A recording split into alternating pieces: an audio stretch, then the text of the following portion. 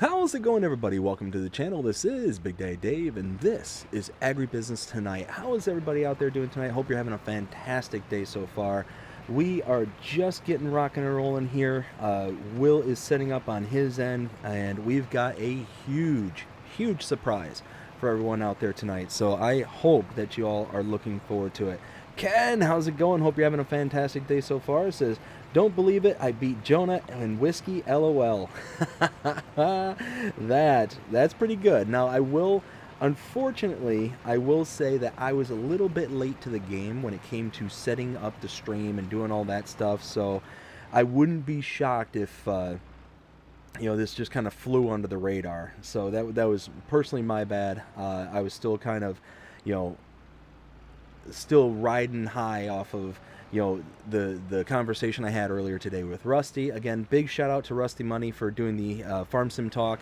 Absolutely had a blast interviewing him and hanging out with him. It was just an absolute just good times indeed, and really looking forward to going from there and figuring out who we can continue to talk to, and got some things in the works, got a whole bunch of people lined up. So yeah, really looking forward to it going forward. But again, thank you all so very much. And like I said, we're just waiting here a few more minutes to see WillTGaming. When he gets all fired up and ready to go, we'll go ahead and cut back in when he starts his portion of the stream. But yeah, it's been such a good day today. Hanging out there with Rusty and whatnot, that was that was a really kind of a big thing for me personally. Being able to kind of share with him exactly how I felt, not just via text or anything like that, but being able to actually hang out, chat with him, do the interview, and like the whole 9 yards. That was something special for me. Let's see.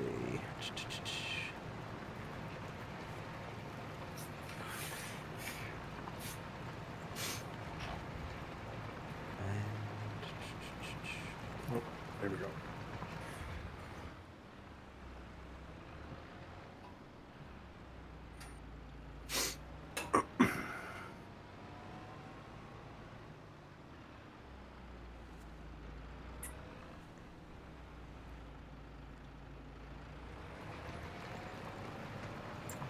That's way too much.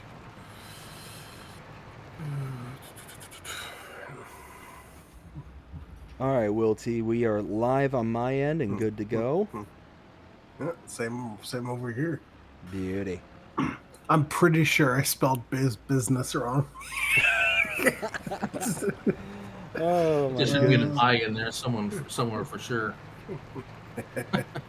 Looney, what's going on?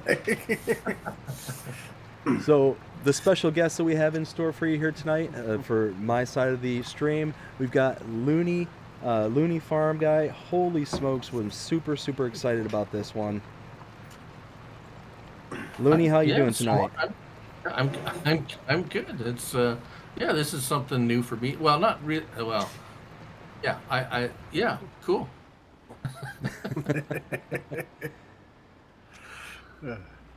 Always willing to chat about Farming Simulator. You'll never stop me talking about that. So There's something special about this game that it's really hard to articulate to somebody who's fresh or new to the scene, but once you can kind of show it off and able to actually have the visuals to back up what it is that you're saying, a lot of people really kind of connect and understand from that point. yeah, it's You can hear me, right? It's definitely I can hear you. I can hear you, yeah. Okay, yeah, I'm just making sure because on my thing over here it usually shows a bar, but it's not showing a bar. So I was like, "Can you hear me?" Just make sure. What do you got in that bar? Not that kind of bar, Looney. Oh, Man, I got scotch here, but yeah. Oh, okay. I'm good for that. Hey, there we go. Yeah, no. So it's Yeah, it's a game that's pretty much different than anything else really I've ever played. I played a lot of games, so Now, now I'm going to ask you this, and I'm pretty sure I already know the answer. So going back to FS 17, I don't know if you ever played 17, but FS 17, 19, 22, and 25. What is your favorite one? so yeah, I never played 17. I started with 19. That's kind of a whole other story. But anyways, like so 25 is pretty new still. I mean I really love a lot of the stuff about it, but it's still kind of a baby. So for now, I have to say 22, just because of I've spent the most time with it, and I've got to know all my favorite mods and stuff, and like that. So right now it's 22, but that could change. Yes, and I do remember that there were a couple mods that I helped you out with for 22 as well, because I know that I like that cow barn. I remember I commented down below, and I was like the triggers inside to fill it. You gotta use a bucket. Yeah. So that I mean, for me, 22 is when I really started my channel, and that's when I learned the most throughout the life of that game. So Right. it really taught me a lot about the game and about the community, and um, just um, how I go about not just go about testing mods, but my interaction with the modders and understanding what they go through, and kind of just being I kind of often find myself being between modders and gamers, trying to get them to, well, kind of a liaison of sorts sometimes. Well, and based on your content, that makes a lot of sense because you are very much a very mod heavy channel to where you're kind of analyzing and going deep dives into each and every single mod.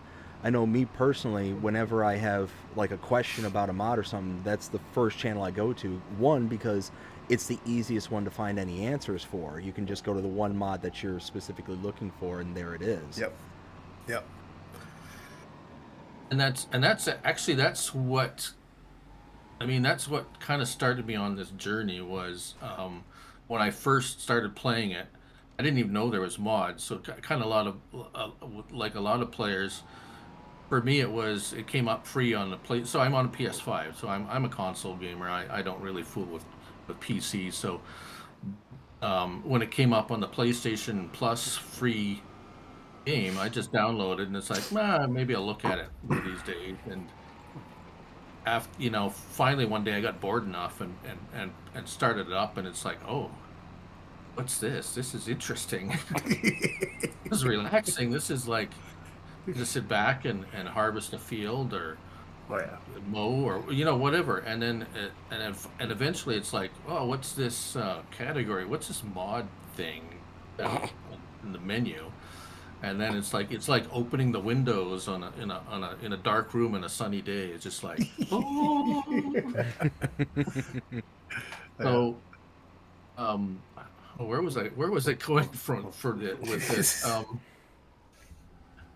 Oh yes, yes. So it's like, eventually, like many people do, it's like, well, how does this work or whatever. So you start looking on YouTube, and you start finding people and finding channels with farming similar content. Of course, Mr. Sealy P was one of the first ones, and he was just like connected right away. He's on a console. He's a console player. I'm a console player, and then eventually DJ popped up, and then on and on. But uh, the thing was, for me, it was like trying to find information on a specific mod. Was nobody, like Mr. CLP does mods every day, and I watch that, but it's like, well, nobody's doing individual like reviews on a specific mod. You couldn't just find like this one tractor or this one whatever. And so I said, okay, well,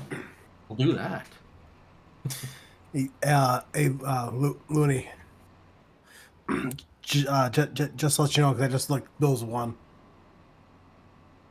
What's that? Bill's won. Oh, okay, yeah. I mean, now that I've, I know there's a few others now, but, yeah. But at the time, I couldn't find, like, it seemed a pretty open category.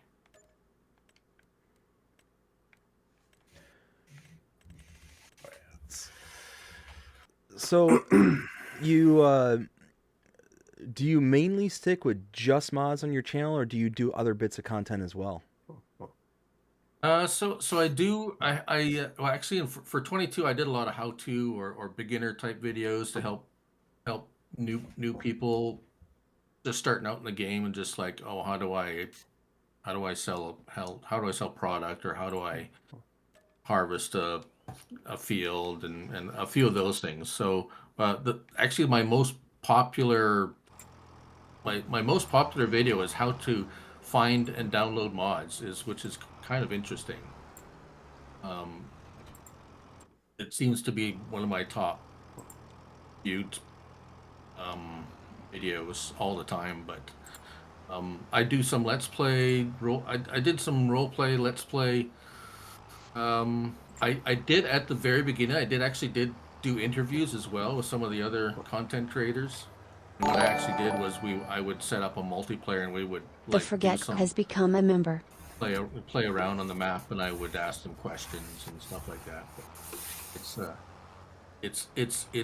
it takes dedication to do that on a regular basis. So the mod thing kind of took over my life. Well, I would imagine that doing the mods, especially doing it the way that you do, because you're having to cut, individual videos for each mod and all that, I'd imagine that takes a very significant portion of your day. Yeah, depending on the mod, like say a cultivator is like, there's not a whole lot to it. So, but it's still, I mean, you set, I got maps preset, so I bring the mod onto there, and I'll have the, usually my biggest thing was letting the worker use it and see if if he's messed up, or if the worker was using it properly and stuff like that. It's a little different now because of the way the AI works, but I still try to do that. But yeah, it could. It still takes, maybe 10-15 minutes to run it through its course, and then I'll do the video explaining as I do all the options, how it works, and do a little demonstration on what it looks like when it's working, and then saving the video, getting it edited, and copying it onto so I do it all on PS5, which is really cool. It's got that share factory thing, and I know it's kind of basic, but it seems to work for me. For sometimes I got 30 mods to do in a day, so it kind of speeds up the process a little bit. But still, I mean, I could literally spend 12 hours in one day some days, depending on how many mods. The factories are most time consuming, because it's like you gotta fill them. I have no easy way to fill them. I literally have to go and load up a trailer, go over to the factory, dump it all in the which is one thing I do like about Farm Sim 25 now, is the factories list the capacities of the product. It didn't in 22. So I had no idea. I had no idea until I filled them completely how much they would hold. It was, unless the modder, of course, put it in their description, but that's a whole nother. Well, plus little side pet peeve of mine, but anyways. Well, plus another thing I like about the whole factories too in 25 is besides them now listing on how much everything holds. You can also view factories you don't have and what you have, and even the ones you don't have, you can still see what they hold, which I think is awesome. Yeah, I'm still kind of discovering things. Now, now, what is your favorite feature from FS25? I think it's um the revamped AI with well, it's not. I mean, I call it courseplay, but it's not really courseplay. It's Oh, what do they call it? Drive steering assist, and the AI is just, well, just a worker. But the way you can, yeah, just the way you can tell set the it up. worker, like, I want to do 3 headlands or 2 or what, you have some Yeah. adjustability to it.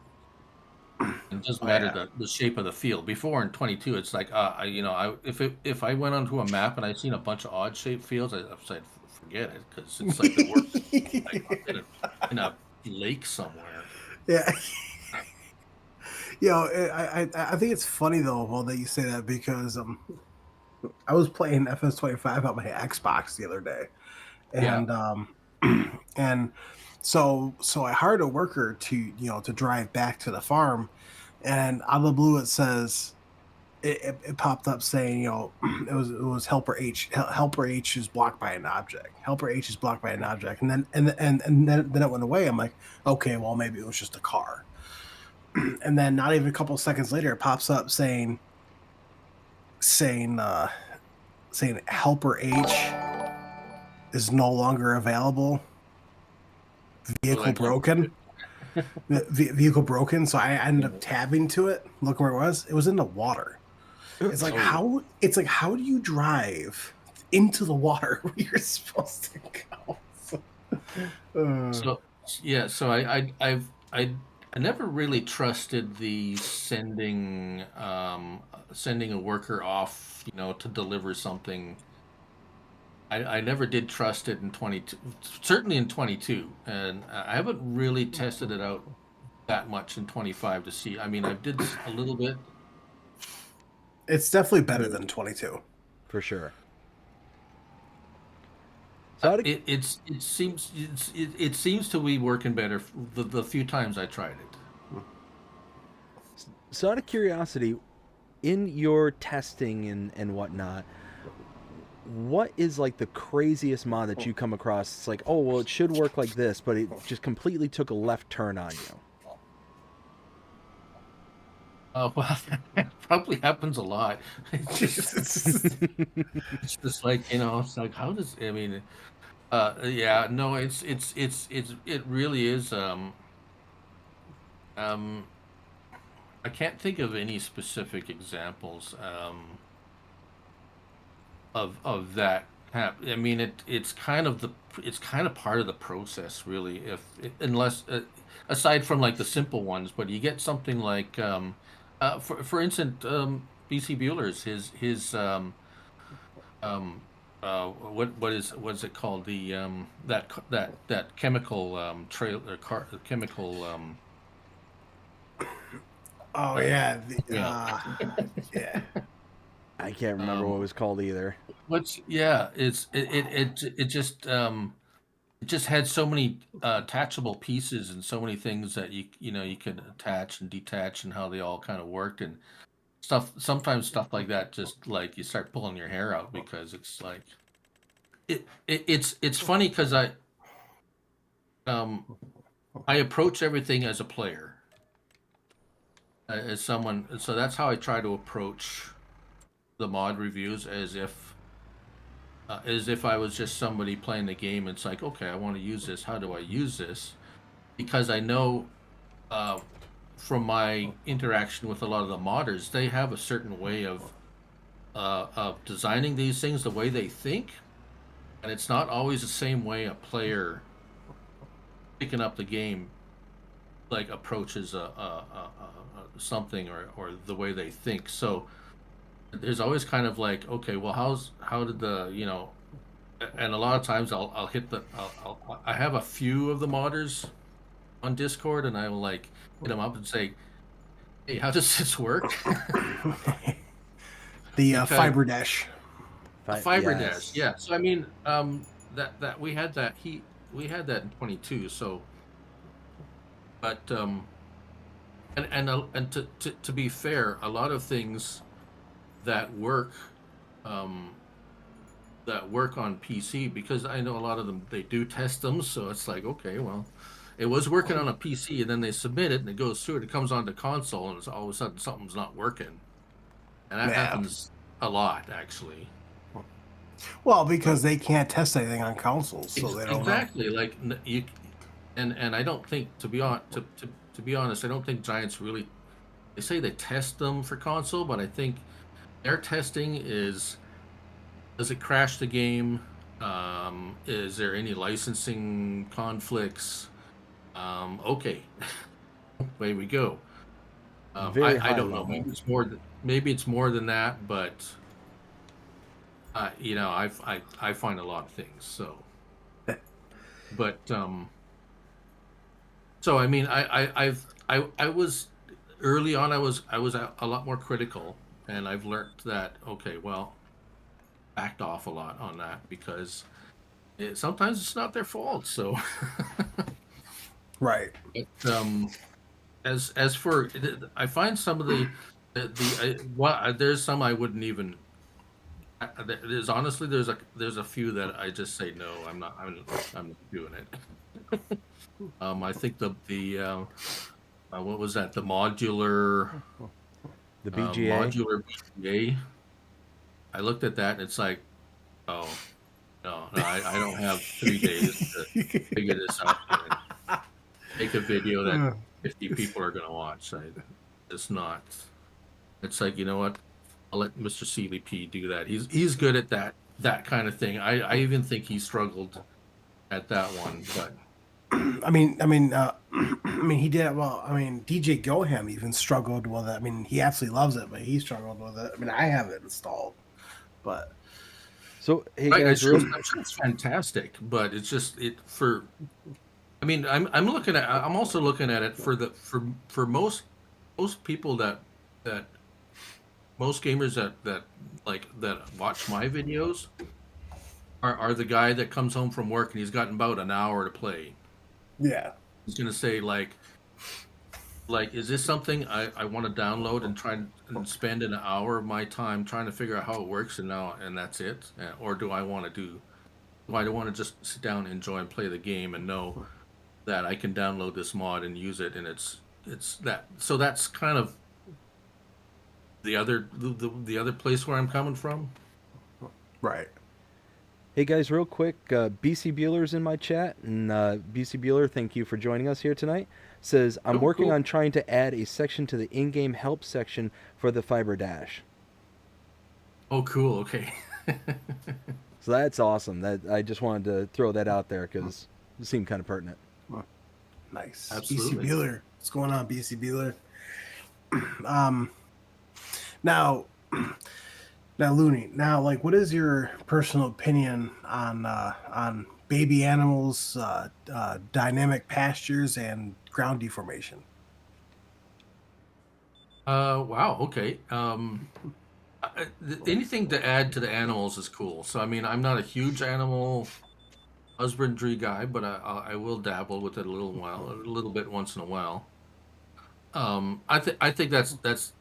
I mean, anything like you say, like, that adds to the depth of these certain features is good. I mean, as for especially visually too. I mean, people, it's like, yeah, I got baby cows, but they look like the adult cows. You know, like, how's that work? So that I could see how the games has been evolving. Now the ground deformation is interesting.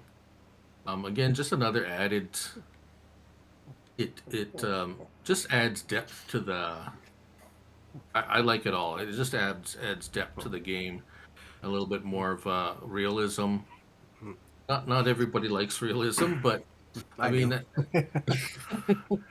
well, that's the other thing. It's like there's like there's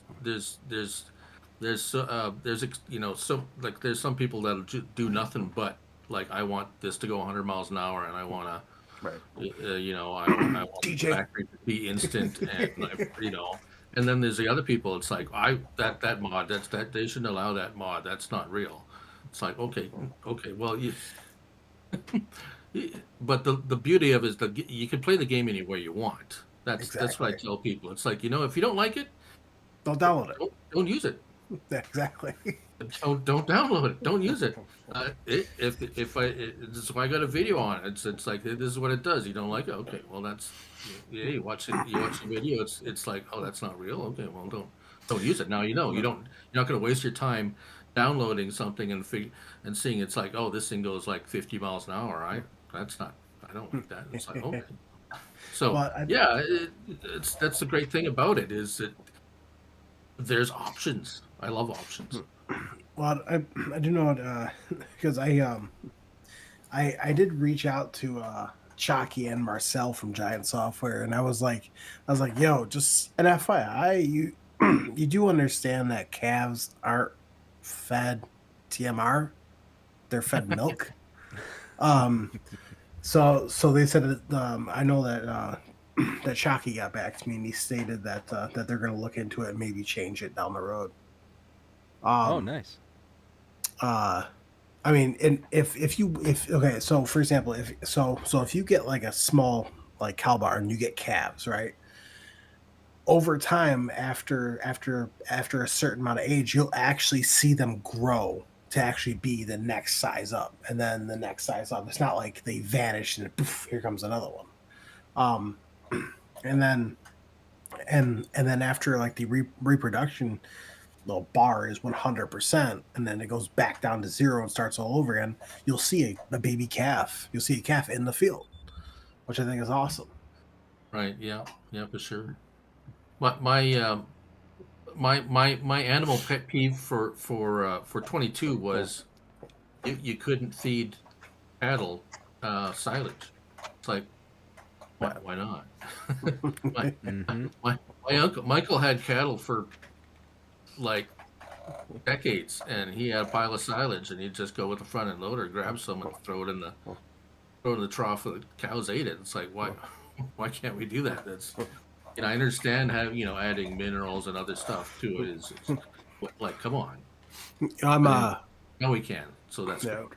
Yeah. I mean I'm waiting for like more animal patents to get released, but back in 22, and I know BDD can testify to this one.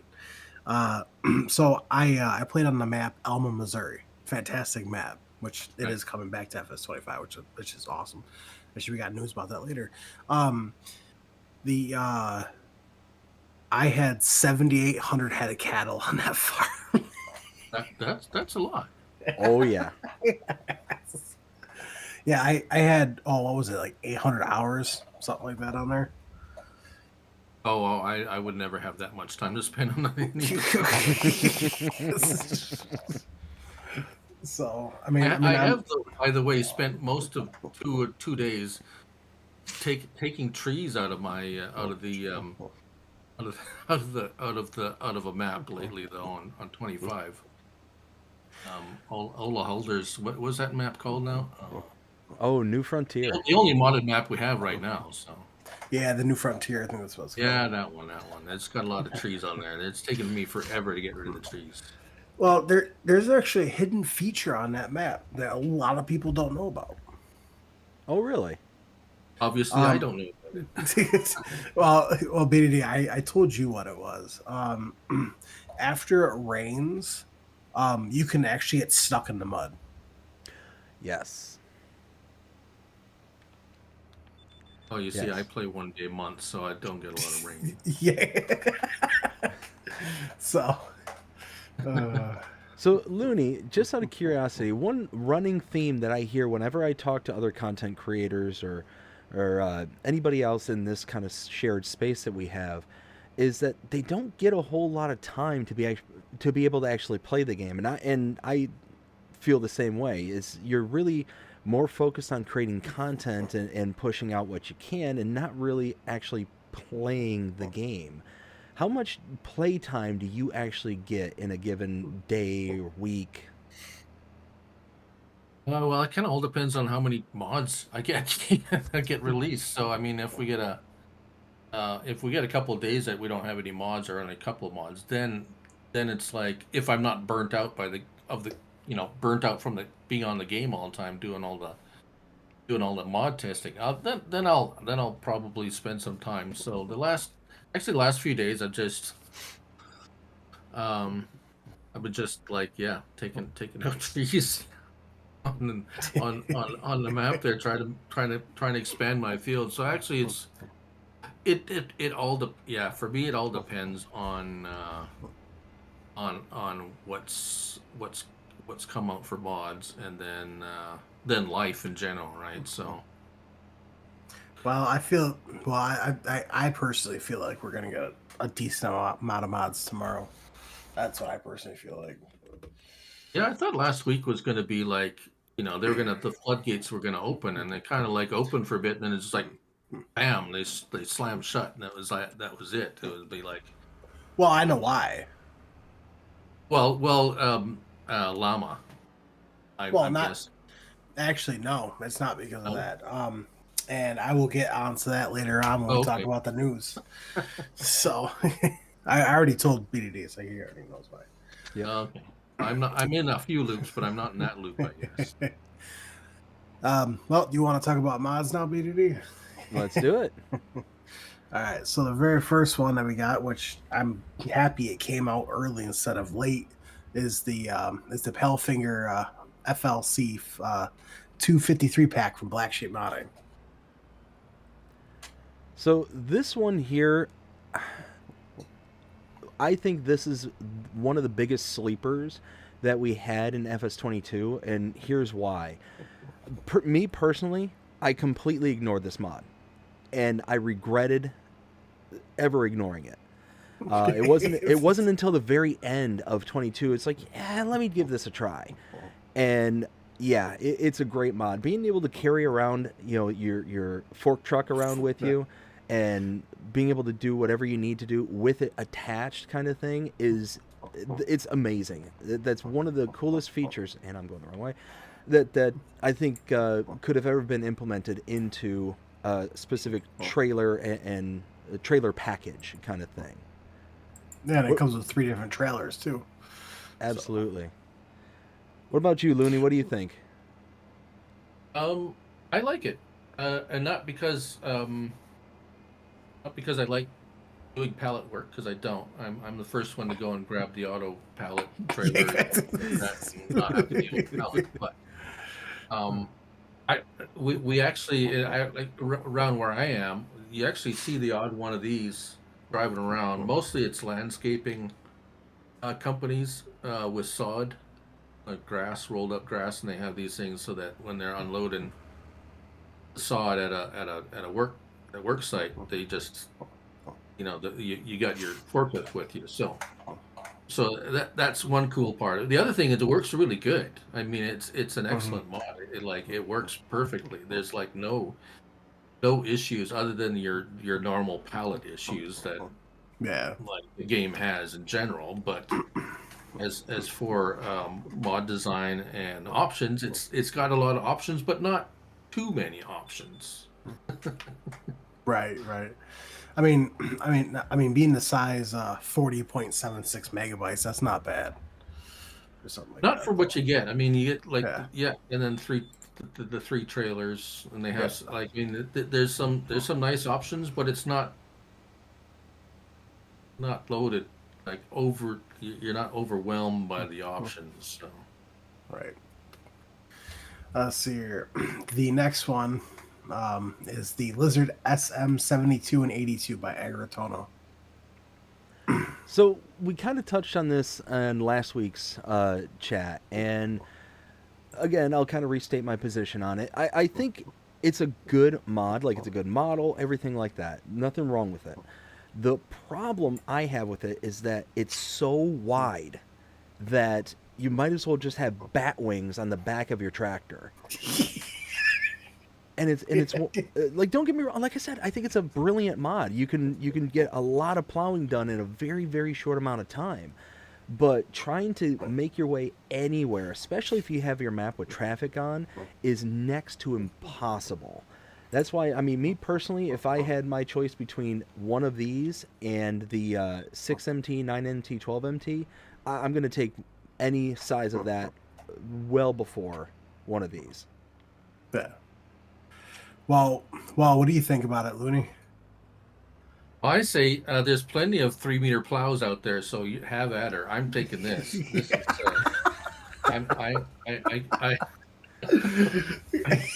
I don't care how narrow the streets are. I'll drag it in somewhere somehow. It's like Load it up on a trailer and travel to a low loader or something. I don't know. I don't play on those little tiny European maps anyway. So I don't like fences. I don't like narrow roads, so this is right up my alley. I'm actually ecstatic this thing came out so soon because but I do like those other two you mentioned, those the 12M. I grabbed that one right away as soon as that came out too. So from Black Sheep. But I mean, but it's like anything, right? It's like, do you like playing on small maps? Well, it's not for you. You like big American maps? Well, have at it, right? You know, it's 100%. Well, I mean, being 11.79 megabytes, that's not bad though. For that, honestly. No, that's. I don't know how much, you know, and I really don't know how much. I guess for me, the megabytes and the slot counts don't matter because I don't have that many mods downloaded at any one time. So I always have like, I'm at 16% or something like that perpetually. So same here. But some people they'll have like every mod they like, so that will matter, like how much space is it's going to take up. So. Yeah, which is one reason why I always say it, like, because, well, every time we do this every Sunday, and we go over mods, I always say the megabyte storage because someone always asks. Right, so, of course. If you don't mention it, they'll ask. I've learned that. Yeah. So the next one is the Stara Rebook 25,000. I'm not going to try to pronounce that modder's name. I always butcher the names, so I do it all the time. So this one kind of falls into the category of one of those mods where if you're a Stara fan, then you're going to be in love with this. But it's an auger wagon at the end of the day. We've got several base game. We have several other options. So again, unless it's like a brand recognition, it doesn't necessarily do anything special that's really going to set it apart from any of the other mods that are available. So again, if Star is your thing, then great. If not, then not so great. Plus, it's a dolly. Yeah.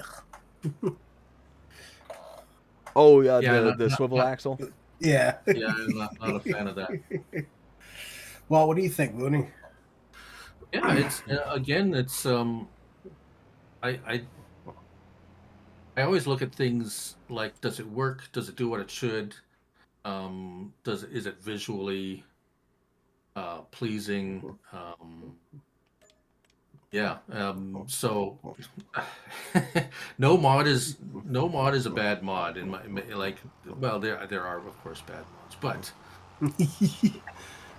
I mean it's another option. Like I say, I like options. It's like, hey, we got a Star Up branded auger wagon now. If you like that, you got a Star Up farm. Here you go. Right? So, well, the also the other thing too is that there's two different unloading options. So you got the pipe, and then you got the grain door, which basically makes it unload from the bottom. Yeah, that's a really nice touch, I think. Oh, yeah. So that's actually one that I missed. I didn't even catch that when I was first going over this. So that actually would change my opinion of this a lot. It really comes in. I mean, it's It's nice. It's not. I mean, I'm sure it'd come in handy in certain situations, but being an auger wagon, it doesn't hold TMRs. So if you got a little barn, and that would be really nice because a tipper in some of these barns, it'll hit the roof and it'll start going nuts. So having a like a belly dump option on some of these trailers is great for confined spaces. Oh yeah, 100%. I mean, and for anyone wondering, the size is only 9.75 megabytes, which isn't bad. Let's see here. The next one is the Kloss Disco Pack from WolfX Modding. Panic in the Disco.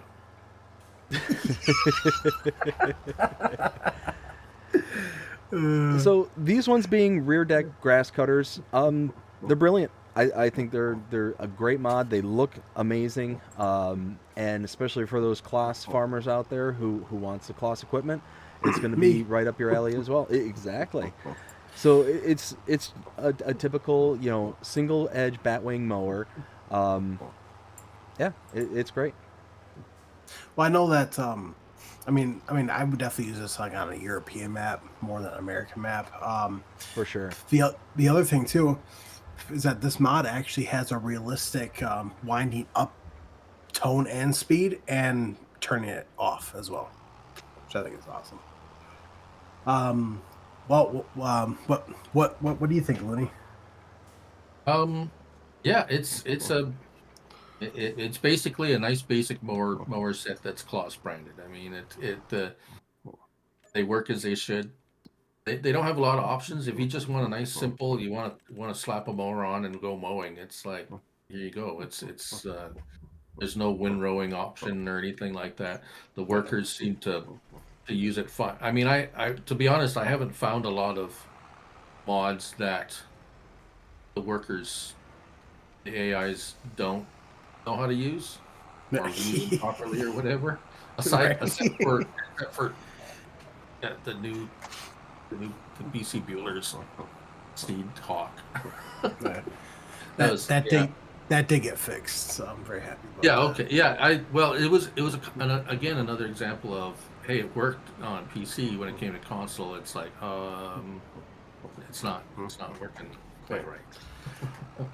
And for anyone wondering, it is the size is 9.31 megabytes, which for 3 mowers, that's not awful. No, not at all. And yeah, you get them in 2.4, 2.8, and 3.2 meter working widths. So you're 100% right. It works perfect on those small, tight European maps. So it'll be really good in the future when we start seeing those maps come out that are the essential like UK style maps.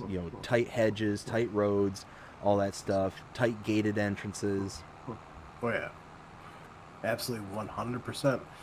Now this next one, I mean, I could pass honestly, but I don't know about you guys. But it's the 10 Winkle Weight Pack by BM Modding. It's a set of weights. That's it. I mean, don't get me wrong. Again, same kind of thing. If you're a 10 Winkle fan, then this is going to be right up your alley. But at the end of the day, it's a set of weights. Nothing needs to really be said about it, but other than that. Looney? Yeah, pretty much what he said. But when I see something like this, though, if I remember, check out what else does this modder have out? Let's see here. That's it. So for 25, so for FS25, this is his first. It looks I kind of recognize the game sort of.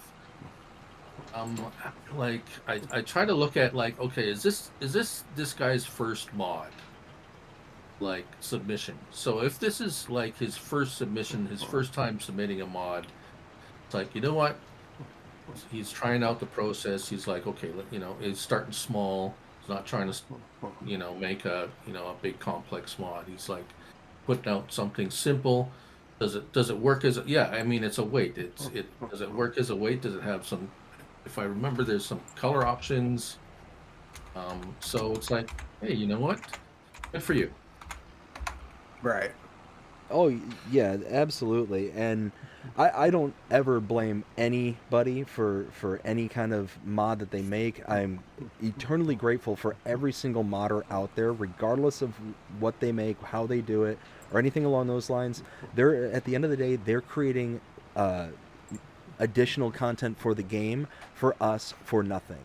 So when I say these things like it's a pack of weights, I'm not saying that to be mean. I'm saying that as, it is what it is. It doesn't have like special features. It doesn't have anything. And as long as it has mass in the game and its functions, we can hook up to it with a 3-point link. Then that's fine. That's nothing really needs to be said beyond that. Does it freeze your game when you hook it up? No. Yeah. Good. Right on. Thumbs up. Yeah, and I mean 4.94 megabytes. I mean that seems kind of high though.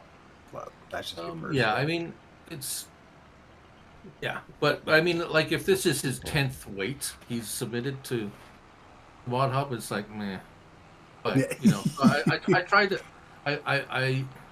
I've learned over time. I've tried to be a little bit more, what's lenient. Kind of try to imagine the backstory a little bit. Yeah. With some of these things, because of some of my my conversations with modders and how they've approached it, and like kind of get the the background of how this came to be. So that's all. But yeah, it's just a wait.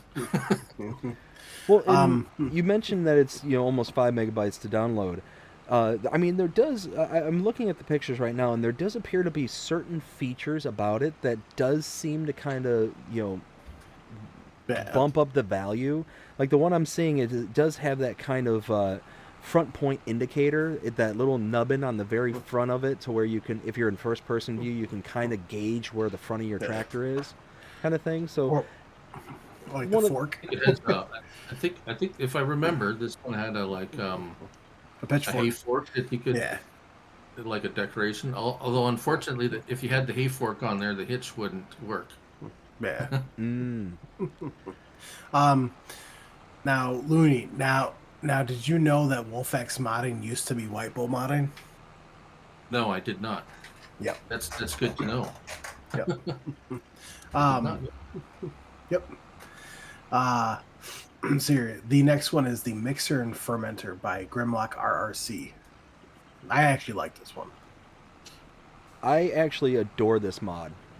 I think the kind of overall visuals are really nice because it's got that nice kind of rustic look. So if that's the kind of farm that you're wanting to have, is that kind of old, beaten up, and used look, it's brilliant. And on top of that, it's got the silage maker as well, so you can take your grass and hay, turn into silage. It's the first one that we have that will do that, so that's huge. Being the first, and you could distribute it right to the feed mixer, exactly. And that's it exactly. Is it at the end of the day, it looks good.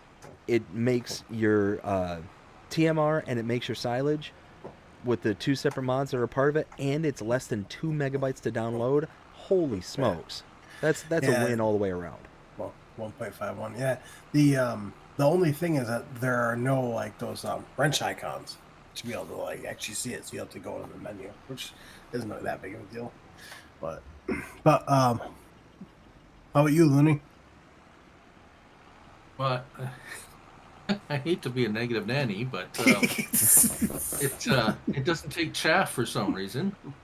Yeah, just grass and hay into silage. Where's chaff? I wonder. I wonder if that was purposely left out, or other than that, I mean, it works. And yeah, it's great. We have something a factory that you can turn grass and hay into silage. So that's a good start. I'm not gonna. I didn't give it a bad review. Let's just say it's just like, oh, it doesn't take chaff. But that was one thing I didn't notice was that. But if I can now, I can't recall. I don't recall it to being exceptionally fast or holding a lot. But I can't remember the capacities or the Yeah. It does, speed. doesn't even say, so. No, that's yeah. Now some modders will put all kinds of information. They'll tell the capacity, Yeah. and everything, and some will be like, "Yeah, here it is. Okay, Yeah. Good luck. Yeah, good luck. figure it out." It says it's actually funny though because the next one is the feed mixing plants by DS Power. So that one again, I think is brilliant. I love this in FS19. It provided us with some really good options amongst a whole bunch that we had. I'm sorry, I said 19. I meant 22. But it provided us a whole bunch of options in 22 because there was a whole bunch of these kind of pig feed mixers and cow feed mixers and all that stuff. But I like this one in particular because one, it was just kind of straightforward and easy. You could just load into it and be good. And I like it again because again, it's the first. It's the first one specifically with pig feed. Now, the one thing I will say that's kind of a mark against it is that the individual components for the pig feed, I think, is going to be not worth making it. So you got corn, potatoes, wheat, and canola. All of that, I think, is far more expensive than just going out and buying a bag of pig feed. You know, I think it's what, $1,000 for 1,000 liters in game right now. That might change later, but as of right now, I think that it's the better option of just buying the pig feed. Right. Well, you got any thoughts there, Looney, on this one?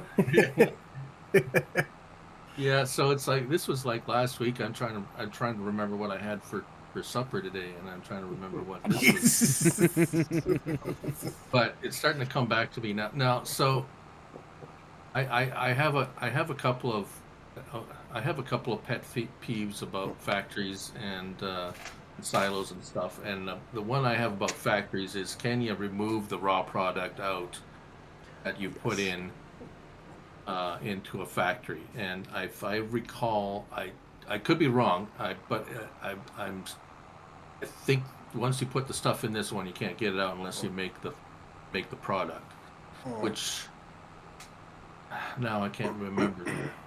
I may or may not be wrong. That may or may not be true, but it was either this one or the other one, and I'm pretty sure the other one you could take your hay and straw out and stuff.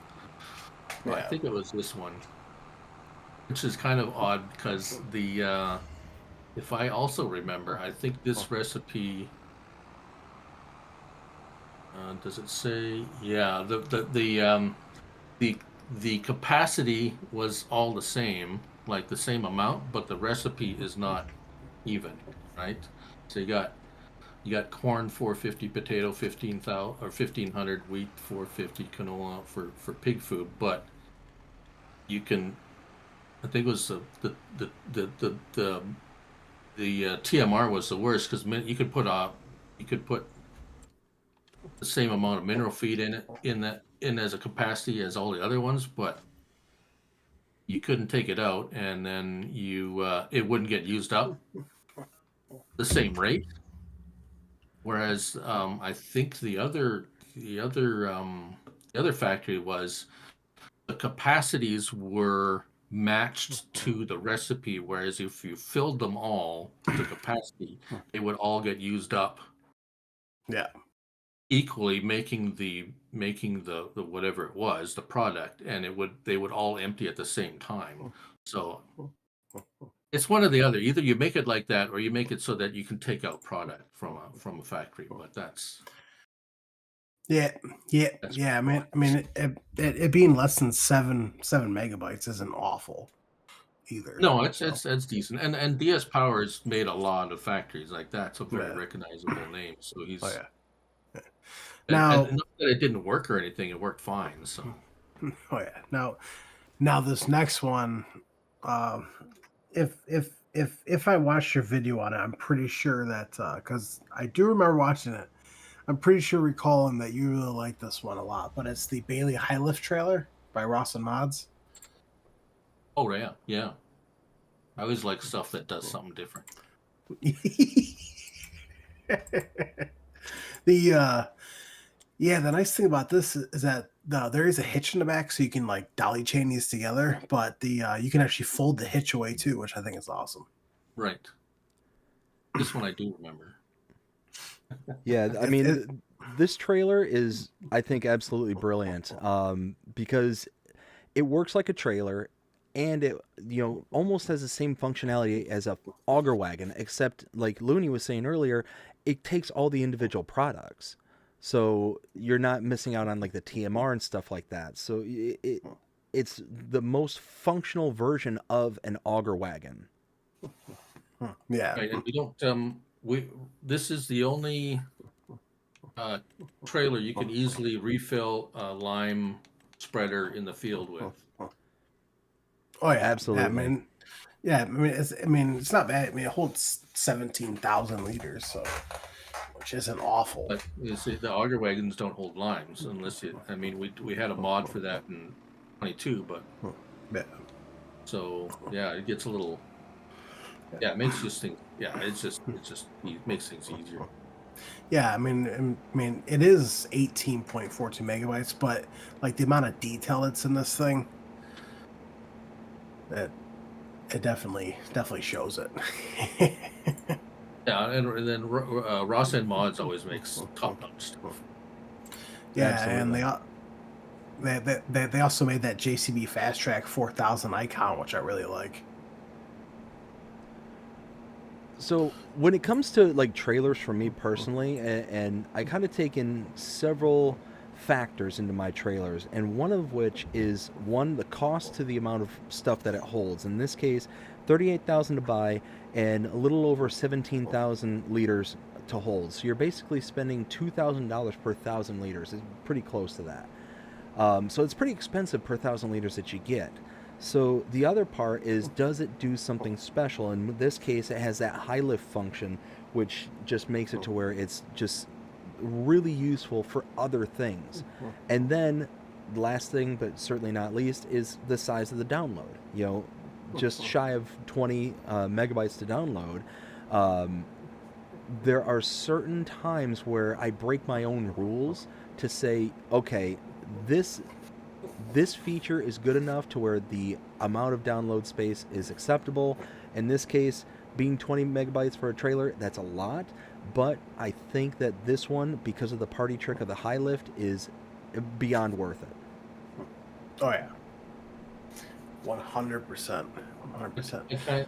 Yeah, that's. I mean, that is to echo you there. It's the price per and how much it holds. That's kind of always a metric I kind of look at, because there's some pretty out of whack trailers out there. 150 grand for a 50,000 liter trailer. It's like, right. But yeah, the things that I again to echo what you're saying there, I look for, does it have a trailer hitch that hooks up to both pin hitch and ball hitch? If I recall, this one does. Yes. And the price compared to capacity, that's not too bad. It's not. If I find something that's 1-to-1, it's like this thing is fantastic. It's like $50,000 for a 50,000 liter trailer. It's like, hey, right. But you don't often. I mean, that's not often. I mean, you don't often see that. And I understand a lot of these mods are designed to be as close as possible to the actual trailer. So the actual price and capacity is that, I'm assuming that's what a lot of them are. So it's like that's what it is. So yeah. Well, and go ahead. Oh, and does it hold a load of rocks? That's I always test that. He does. Because somebody is going to do it. If you can do it, someone's going to do it. So Who was it? Oh yeah, it was 4D modding back in FS22. I remember you made a post about that. Yeah, Yeah, that was a whole we can talk fiasco. later about that. Yeah. um, yeah, I mean, Ross and Mods always puts his stuff pretty realistically, so that doesn't awfully surprise me. Well, and Now this, sorry, just one last thing. One of my favorite mods for FS19 in this kind of same vein was, I believe it was the, oh goodness, I think it was like was it the Transtar 80 or something, Transtar 70? I can't remember exactly, but it's basically the same thing, to where it was a high lift, but it was like $35,000 for 70,000 liter capacity. It was super, like, stupid cheap. It had the additional function. The only bad thing I could say about it is that you would need an entire airplane runway to be able to stop with that thing, even partially loaded. You had one stone in the trailer, and then you're just taking up an entire fleet of aircraft carriers to try and stop. yeah. Was that the one that just lifted in the back too? Was that it? Didn't the whole thing? It was just the back end lifted up. Correct. Was that? Yeah. Okay. Yeah. I remember that. Yeah, it was a brilliant mod, but that was the only bad thing about it, is that it just took forever to stop if you had any product in it. But they basically did the same thing, where it just had the high tip, rear end, and you could dump into cedars and liming and all that kind of stuff. So it was a brilliant mod. The next one is the Burrito K165 by HT Modding. Now this was base game in 19 and 22. And I mean, I'm sad that it's not base game, but I absolutely love this one compared to the single axle that we have. Oh yeah, more space is better. It spreads line. It does. And fertilizer. I mean, it's like, hey, I mean, that's, what else can I say? I don't know. It's a fertilizer spreader, but it spreads line, so not all of them do that. So it's just like, hey, that's bonus. So Oh, yeah. and it's a little bigger than the base game one. So Oh yeah, right. Yeah, I mean the price is 78,000. It holds 18, well, almost 19,000 liters, which isn't awful, and it can go up to an 18-meter working width, which is nice. just with fertilizer though, not lime.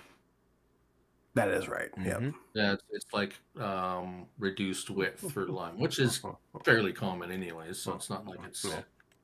But it would have been nice if it was full width. But Right. I mean, it's not bad. I mean, about 4 megabytes, which isn't bad. no, it works. There's nothing wrong with it. Yeah, 100%. Now this next one I actually find very interesting, and that's the placeable snowman pack by Tar. I don't really want to pronounce that name. Tarxie? That's Tarsi how I say it. Tarxie, 007. It's probably totally wrong, but that's how I say it. Yeah, 007. Yeah. Now I think this is pretty funny because during the winter it'll pop up as snowmen, but when it's not winter, it'll just be the hats and carrots on the ground. Right. Yeah.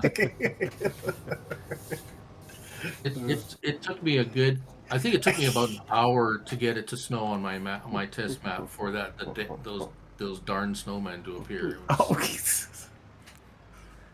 So I mean, I don't have a button to say, hey, just snow. I'm on console, so it's right. I went through the month and then it picked 28 days and just start rolling through the days waiting for snow. Right. It's pretty painful. I have bad memories of that. So this mod in particular, I'm not a huge fan of these style of mods, the ones that are very specific uses. Don't get me wrong, I like that it has the kind of decorative feel, because people who follow my content and whatnot, they know details matter to me. And although this looks like a very nice mod, looks like it's been well crafted and all that stuff, it's just so niche that just never would really appeal to me. And it's not just this mod here, it's any of the kind of holiday mods that we get out, or anything along those lines, like the Christmas tree lights and things like that. It's just things that personally I would never see myself ever using unless I was in a very, very specific scenario. Right. It just not worth the downloading space, not worth the cash in order to buy them on the game. It just very, very specific in their use function. But I mean, on the plus side, I mean, it's less than 3.5 megabytes. So I mean, that's not awful. Oh, for sure. Yeah, Go ahead. go ahead. Sorry. No, I was just gonna say, to be clear, I would never use this mod, but Yeah, I like it. I like it for at least one reason, maybe two. It's using it interacts with the weather and the map, and it's like it's not just here's a snowman, you plunk it down, there it is. It's always there. Now it interacts with the game, the weather, what the conditions. So for that reason, I like it. So it's not that I would use this particular mod, but the thought behind, coming up with, I don't even know how you would. I'm not a modder. I don't know how to mod, so I don't know what would it take to make something like that. But I like it for that reason. So it shows me that, hey, someone's thinking out, like, beyond just, hey, a decoration that you plunk down, it does nothing. So that's my take on it. Oh yeah, and I 100% agree with you, but it's just, it's such a specific use case that I just don't, I mean, how do I say this? I just don't know how many people would actually use it. That and hey, the modder made it, and that's great, fantastic. And anybody who uses it, that's great as well. But one of those I just don't foresee, like, it being highly used outside of very, very specific scenarios. And anytime outside of that scenario, it's pretty much going to be, that's it, kind of thing. Yeah, you know what I'm saying? Yeah, I mean, I like how many let's see even how many votes it has, or what's it got? 18 votes. So there are 18 people, like, well, maybe that's how many people are using it. So yeah, no, that's 100%. I agree. There's just some mods that they're just not. No one's going to use them. Yeah, man, I'm not. And it's kind of just like this other one. I mean, if you're like me, you like to build a farm and all. I mean, I don't put mailboxes down, but you got the U.S. mailboxes by Scooter's Workbench. Yeah, another example. No, see, at least this one though, I can actually, like, kind of get behind, and here's why: is that for the snowmen, it's going to be only certain times a year, besides like the summertime, where you're going to just see hats and stuff on the ground and carrots, which is a nice little touch. I do get a little chuckle out of that. But it's one of those where at least the mailbox for players who like to build their own farms and want to have that detail-oriented kind of look, like Will, you're a perfect example of this. I've seen your farms and your builds, and it would be just that little speck of detail that would be added that would just enhance the look of the farm and enhance the look of just whatever it is that you got going on, to just that little bitty upgrade. And especially if you're playing on a map like New Frontier or something like that, it makes even more sense on there, because again, if you're trying to build a farm from scratch like you would on New Frontier, it adds up. The snowmen, not so much, in my opinion. Well, I think it's funny because if you actually walk right next to the mailboxes, not the brick one, but the other ones, you can actually raise the flag up and down, which I think is funny. Interactive.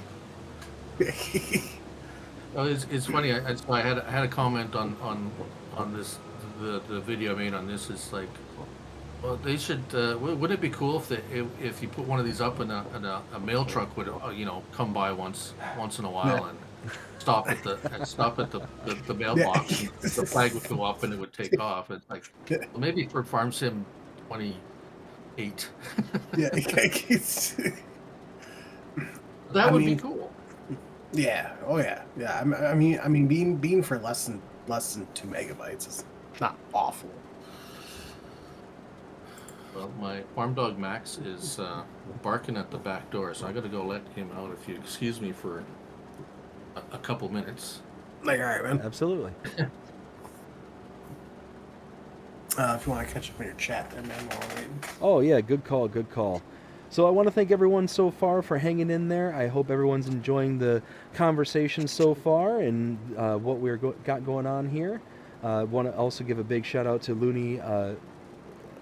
LooneyFarmGuy for joining us here tonight. It's been an absolute privilege to have him here with us here tonight. So we got Ken starting out the chat says, I caught the last 20 minutes of that interview. I tell you what, the interview with Rusty earlier today, I had an absolute blast with. Like no joke, it was just really an honor to be able to talk to him, to be able to express myself and how he has affected my channel personally. So it's just one of those. It was a really great time. I really enjoyed it. Let's see. Nacho Cass, how you doing? Hope you're having a fantastic day. Says Rusty's a good guy, 100%. Forge TCG, Forge, how you doing? Hope you're having a fantastic one. Says you're ready for Saturday, brother. Absolutely, I'm ready for Saturday. Cannot wait. Let's see. He also says doing good, man. Currently freezing alive in Kentucky right now. Oh, Kentucky. Whew. I mean, at least you're a little bit further south than where you normally are. Let's see. Nacho says crazy cold in Kansas City too. Oh yeah, yeah. Here in Florida is definitely going to be catching some of that little chill there too. I mean, brace yourselves. It might be as low as 52 tonight. Woo. BC Bueller. What's that, bud? That's warm. Oh, I know. Trust me, I know. Whenever I call my family back up in Michigan, I'll sit there and tell them, oh, what's the weather like up there? And it's negative 20 degrees, and it's it's so cold we can hardly start our vehicles. Da da da da da. And it's like, oh, really? I'm sitting here in shorts. Yeah. And that's when they start cursing at me and hang up the phone. BC Bueller says, I'm working on trying to add this section of the in-game help section for the Fiber Dash. That's awesome, BC Bueller. Thank you so much for letting us know that. Rusty, how you doing? Hope you're having a fantastic day so far. Says at BC Bueller, if you need assistance, I suggest reaching out to Gaming Joy. Absolutely. Rusty also says he helped with the Shanty Boys implementing my challenge into their map updates via help section. Nacho Cass says, hey Rusty, good job today, bud. I 100% agree. Rusty also says, referring to maps in 22 Split Mountain Ranch and Blackwater Bottoms. Rusty also says, hello Nacho Cass. BC Bueller says, at Rusty Money Gaming, message me on Discord. I'm having some issues with it. Rusty then says, this is awesome, BDD. Looney was the first one to interview Rusty on No Man's Land map. LOL. That's awesome. That is awesome. Yeah, and Rusty was saying that earlier as well. So it was very awesome that we were able to get Rusty on here. Sorry, not Rusty. Looney on here tonight. So again, big shout out to Looney, and thank you so much. BC Bueller says, although it might be a 25 only issue, Rusty says, okay at BC Bueller. Nacho Cass says, there's a balance between realistic and fun. It is up to the individual to find the balance for themselves. 100% Nacho, could not agree with you more. Now, I don't know who all is seeing the nonsense that is happening on my screen right now. Will, do you have my stream going at the moment by chance?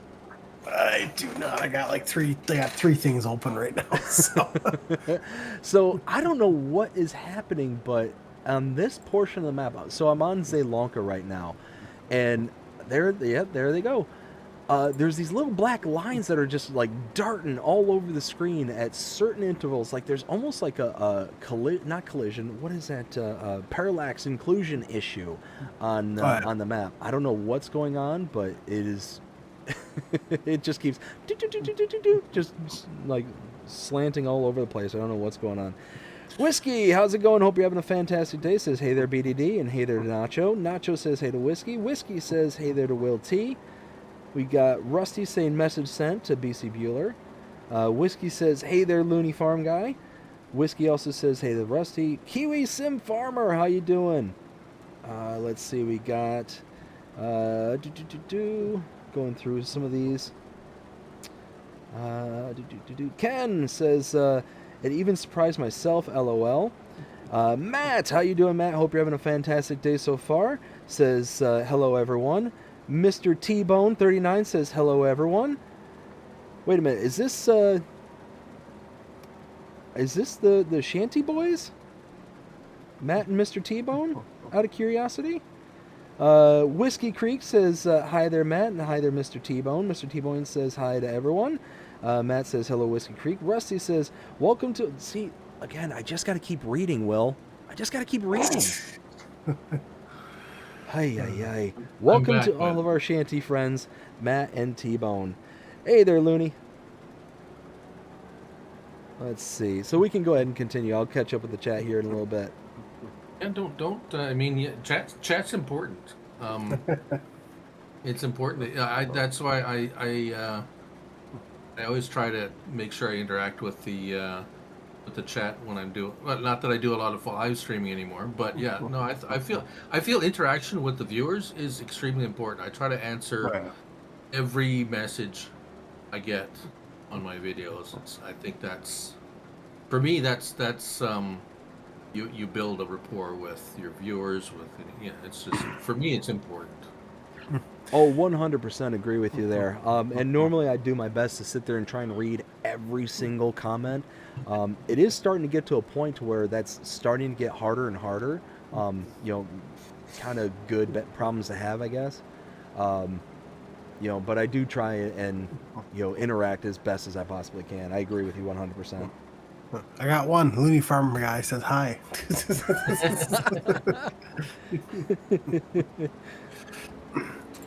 Whiskey, you're over there, not over here. How dare you? No, I'm just kidding. So the next one is, I'm pretty sure it's a re-release. I think that's what LooneyFarmGuy said too as well. That the Fire and Siren by MTL modding team. So I remember this one from 22, and kind of like the previous two that we talked about, it is what it is. If you're kind of into role playing and setting things up, it's going to be brilliant for you. Outside of that, I mean, it's such a niche thing that I don't see much use for it. And the worst part about this mod, in my opinion, is that right now we've got 3 Giants maps and 1 kind of modded map. And unfortunately, with the modded map, it's a build it yourself, so we don't have any fire stations or anything like that would make sense to have a fire siren. I mean, maybe if we were doing like wildfires and stuff like that, would make some sense. Sorry if I may interject. Absolutely. So not so much here, but just south of us, there's a fair bit of tornadoes, and that siren is what they use. That sound, that specific sound of siren, is what you hear if there's a tornado warning, just down in areas. So that, since we have tornadoes now, So you know what? That's actually a brilliant point that I didn't even think of. So you know what? Everything I just said, Looney just blew it out of the water. I mean, besides that, it is less than 2 megabytes, which isn't awful. Good point. Yeah, good point. And actually I think originally it was like 150,000 or something like that, and now it's only, I think they which was like ew. But I think 35,000. Yeah, so it's a lot more palatable, shall we say? Yeah. The next one is the next one is the automatic grain sampler by Ben. Now, me personally, I mean, if it worked, cool, but it's just decoration, honestly. So I'm right there with you on that one. And again, so kind of the point I was making in the last one was the fact that right now this is one of those mods that are going to be built for the future intent, and we've got 3 Giants maps and we got 1 kind of modded map. and which that has 3 maps all by itself. Well, Yeah. the problem with most Giants maps, in my opinion, is that you can't purchase all areas of the map. So where this would make the most sense is not on your farm personally. It would be at a sell point or someplace along those lines. And most of the sell points you can't buy on Giants maps, and you would have to create it completely from scratch on the mod map that we have available on all platforms. So it's one of those, like, again, details, details, details. I like that, but for most of the maps right this second, it's impractical. And for the one map that we could put it anywhere on the map, it's gonna be a task to build it up to use it. Now, now, of course, if like a specific map comes out and then BC Builder's co-op pack comes out, I think that would be perfect with that. If you want to do like a little role play type thing. For sure. Yep. Well, what do you think, Looney? Well, yeah, it's 100% role play mod. It's like a deck or a decoration. I mean, it's. However, this I see this as it came out in Farm Sim 22, fairly late on in the game. I do remember it quite. I don't think it was even all that long ago. I see that as this is an easy conversion by the modder. It's like, hey, it just needed a couple of tweaks and submit, and it's a quickie, right? So it's there. So yeah, it's a role play decoration, really. Yeah. It doesn't move. It doesn't do anything. It would be nice if you could go and trigger it, and the arm would lower at least. Right. That would make it, a Even little more more. interactive, kind of like if you're role playing. As it is, it's just there. I mean, And I think, wasn't it Pelinier that kind of popularized that specific sampler? So I thought Pelinier was the map that had like Yes. it on pretty much each one of its sell points. Yep. I mean, to be fair though, I mean it is less than 4 megabytes, so. But I mean, for something just like that, not worth the megabyte storage. And I mean, depending on how real you want to play it, these things are literally at every grain elevator here. So Yeah. it's like, Yep.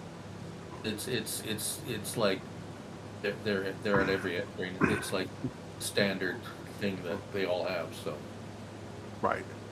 Well, and it is a very important equipment when it comes to agriculture. I mean, there's going to be no company, no place that's going to accept grain that doesn't have at least some form or another of this specific tool. It's checking for all sorts of different kind of stuff, and it's you're going to see it pretty much anywhere where grain is accepted. Mm-hmm. The next one is the water pump station by Holden, which I have my personal thoughts on this. I mean, yeah, you get water, but you got to pay for it. But the base game one, when they came out with the latest patch, it was free. The water became free. So I like this model. It's highly detailed and looks fantastic. It looks like a legitimate pumping station. Something that you would see more in like an industrial park or an industrial area. But it looks great. But for a little over 6 megabytes to download and whatnot, it's going to be one of those that, would it be better to have the water pack, I think it was called, that released a little bit while ago, to be able to just put water in your equipment. So I don't know if it's going to be worth the size in order to put it in, and the price, like $3,000 to install, is it's a bit expensive to justify. Joseph, what is its use in game? Is the water free out of the pumping station? No, you have to pay for it. The water is not free. I mean, it is 6.17 megabytes, but How about you, Looney? What do you think? Yeah, I mean, this is again a kind of example of role play over function. I mean, it works fine as it works fine as a water point. Now, if you want to play that, there's this basically it's a looks like a well.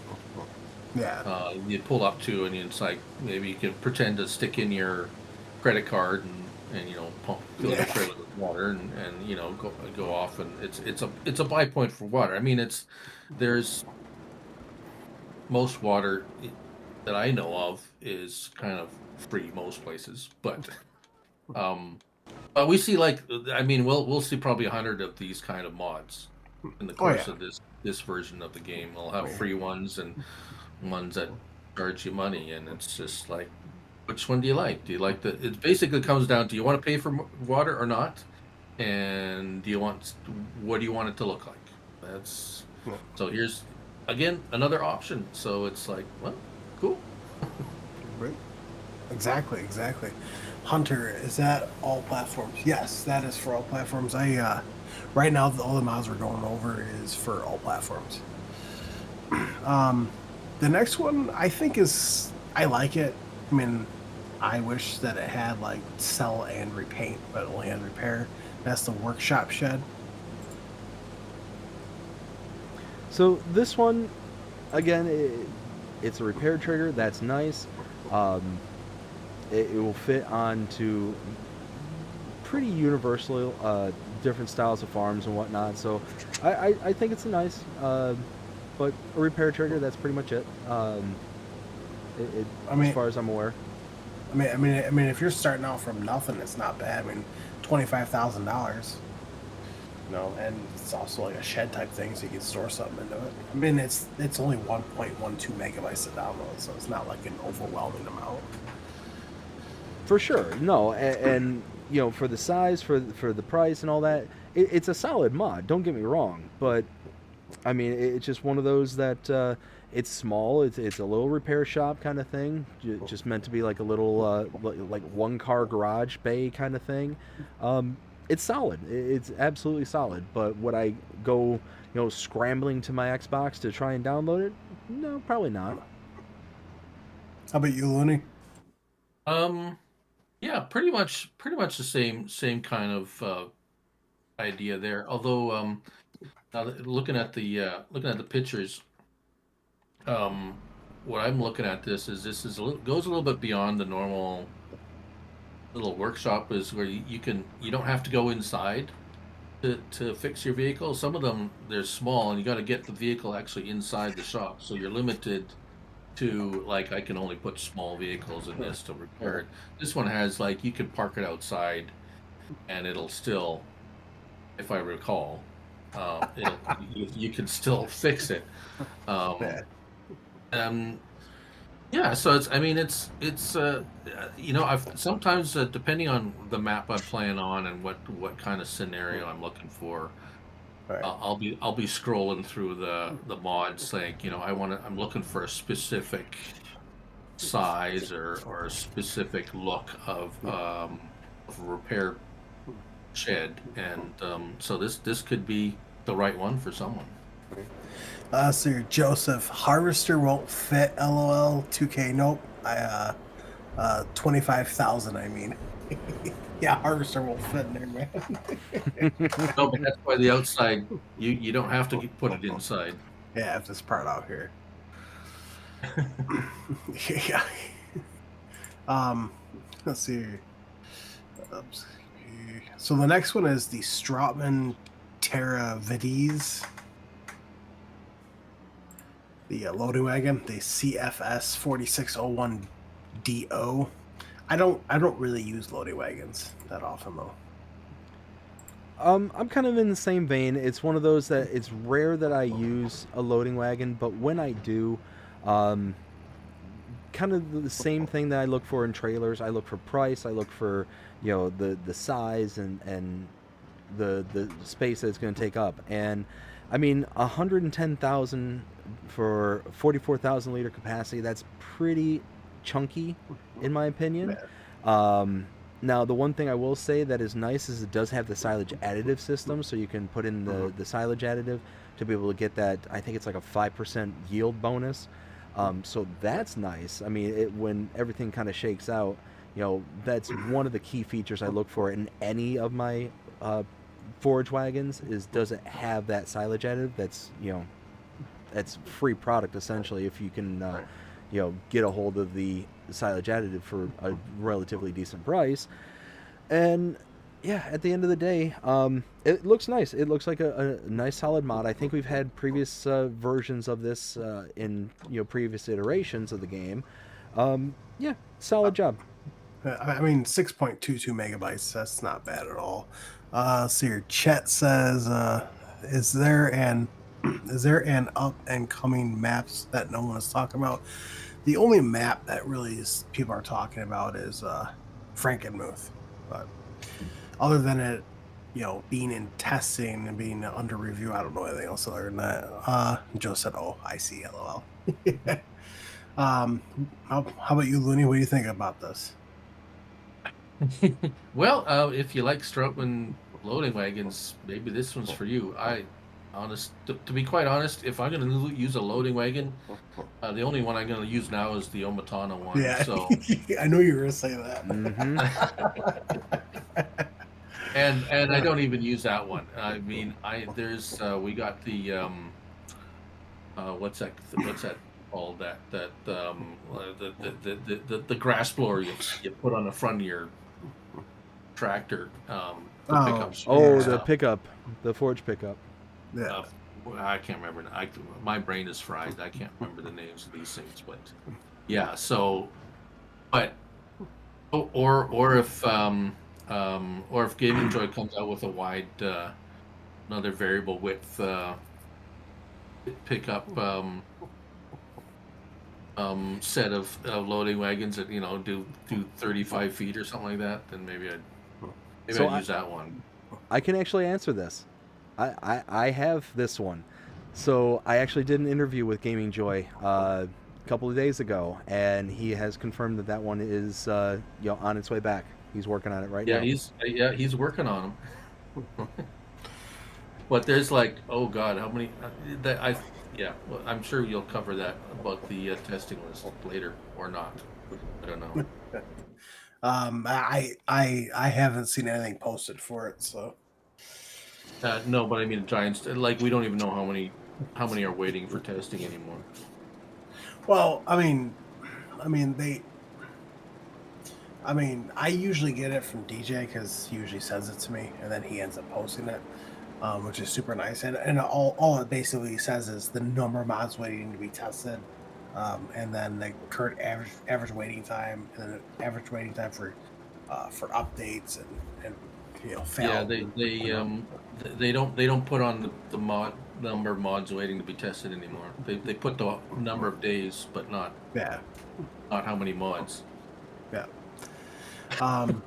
Anyways, now this next one I really like. It reminds me of that one mod. I forgot who made it already, but it was that new road network that you could place down. It actually has splines on it. Awesome. Yes, thank you. But it's Ground Textures by Agricadabra. I thought this was actually neat. Yeah. So go ahead. Yeah, I mean, I personally like it because of the whole entire fact that that if you place it down, it goes with the terrain. If you have to edit the terrain and all with it, it goes with the terrain, which I think is awesome. Yeah, absolutely. So one of the images that they use for this one here is the placed down deco right on top of the ground level, and then them actually depressing the ground to make like a divot in the ground, and they put a John Deere tractor inside that depression. You can still see all the kind of cracks and breaks in the ground texture.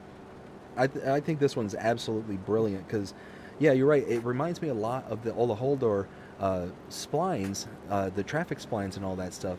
it adds that layer of immersion, and I think this kind of decoration is the kind of deco that I look for personally, not the ones that we've been discussing here earlier with like the snowmen and whatnot.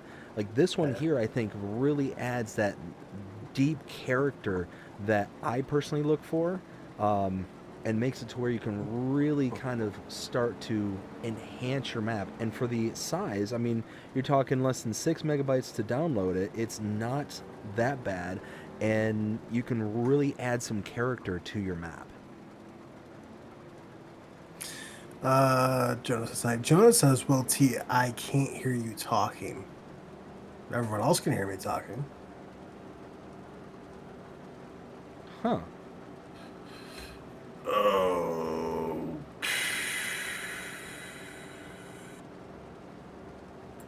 That's weird. Yeah, very odd. Maybe turn up your volume.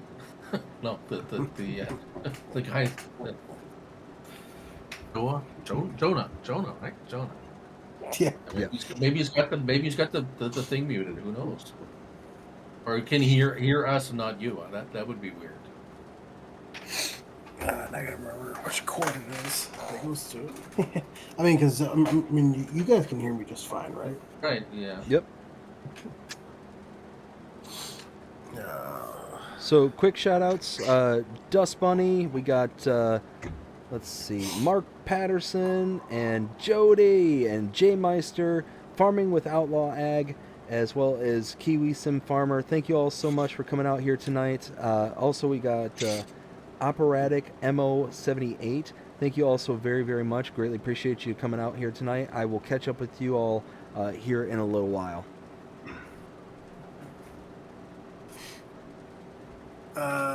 He said, I can hear you, BDD, but not you.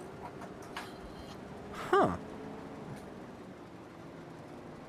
That's very odd. Something we'll have to figure out at some point. I'm taking a look right now. That's just so weird. Well, anyways, in the meantime, while you're attacking that, let me, I'll catch up with the chat just real quick, so there's not dead air. So we got Dust Bunny. How you doing, Dust Bunny?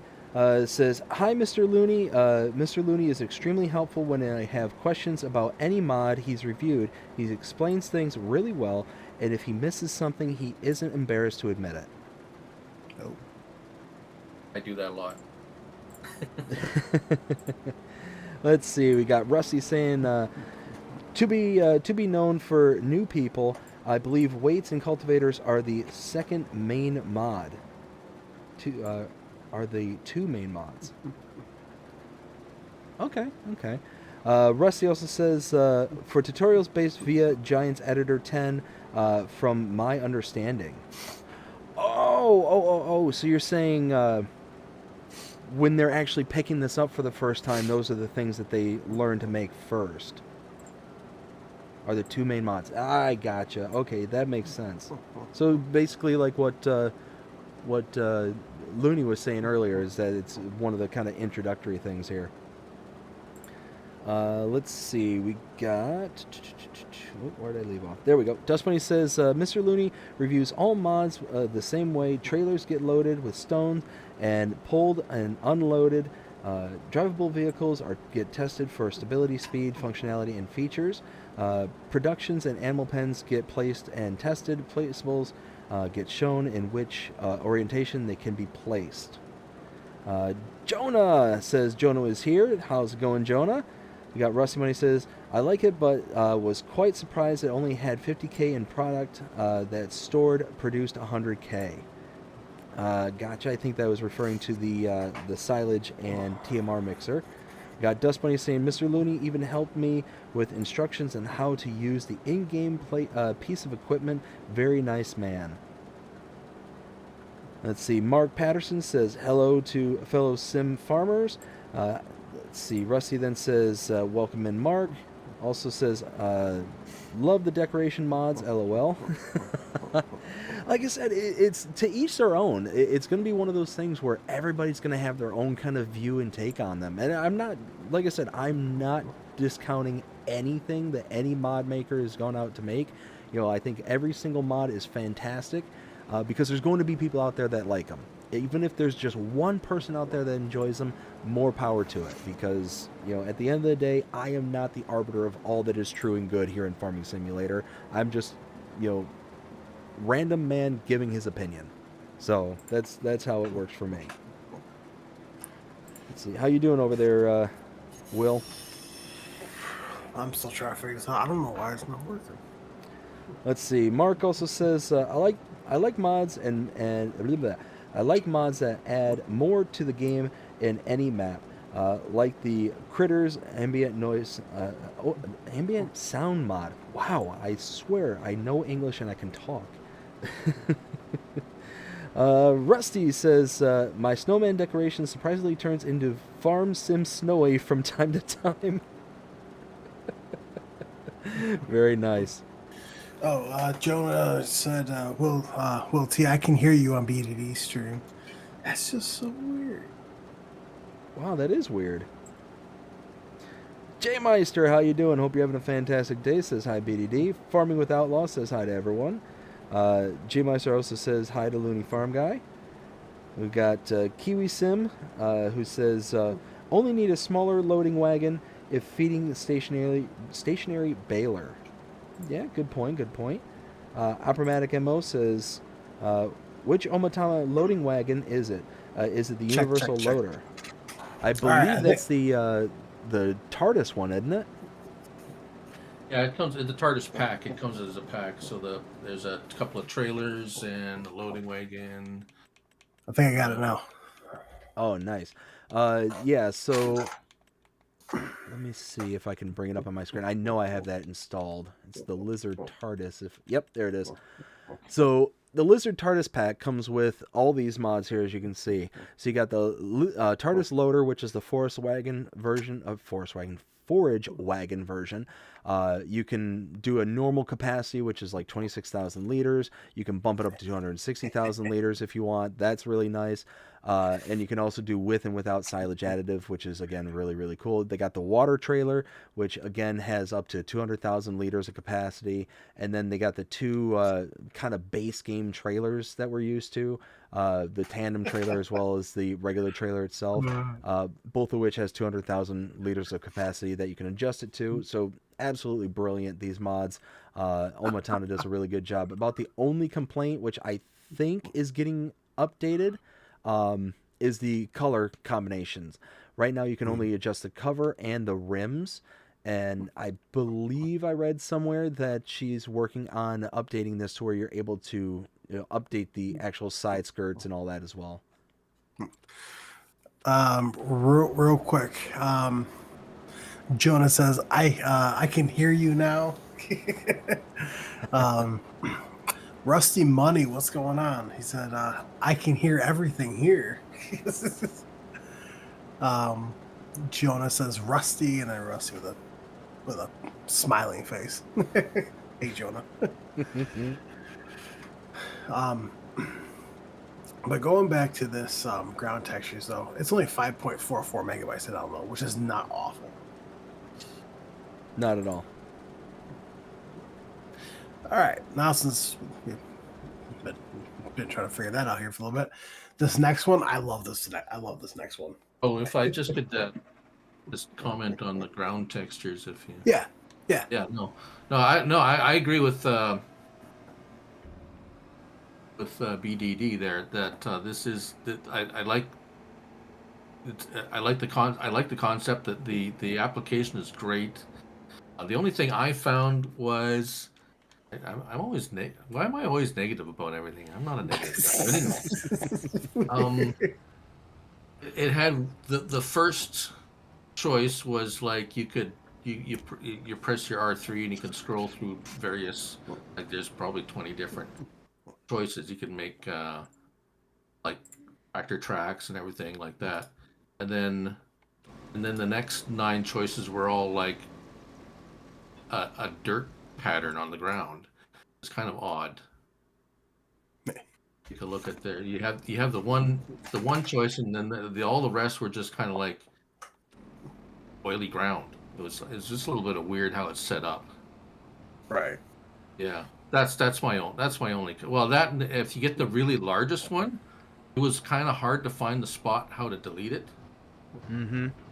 It was a little difficult to. The smaller one you could find, it's like, oh, I could get rid of it easy. But if you chose the largest size, it was like, oh, it's you're searching for the exact, the right spot to get rid of it. So just a little bit. Other than that, I like it. I like how it forms to the, like, basically paints itself to the ground. You can do anything. You can adjust the make a hole if you want, and it'll conform to it. So yeah. Anyways, that's all I want to say. Well, and I think that was one of the biggest changes that Giants made that really helped improve the game drastically, is making the road structure a part of the actual ground texture as well. So it's not like a separate layer, because before they had it in FS22 to where there was the ground texture and then there was road layers, and like everything was kind of built one on top of the other. So it made roads that, on certain maps, if there was big hills and stuff, it'd appear real jagged and edgy and stuff like that, especially the roads. There was one map in particular, it was an English map, where if you went over a bridge, it basically looked like you were going to get cleaved in half as you drove up to it, because it just looked like there was a spike, just kind of protruding out. It's not the map maker's fault or anything like that. It was just the way that the game was made, kind of thing. So there's really nothing that anybody could do at that point. But now that Giants has made that the road textures and all these different things are a part of the actual, like, terrain and how it kind of undulates throughout the map, it's one of the most underrated features that I think that has been kind of put into motion here in 25. It really makes it to where we can have super clean, gorgeous looking maps where we're not going to have those really rough looking edges and things like that in the road network or anything along those lines. So again, big thumbs up to Giants on that one. Oh yeah. And also, I have been noticing a lot of like little details like that. So if you, a couple of things I notice is, you get your tractor all dirty.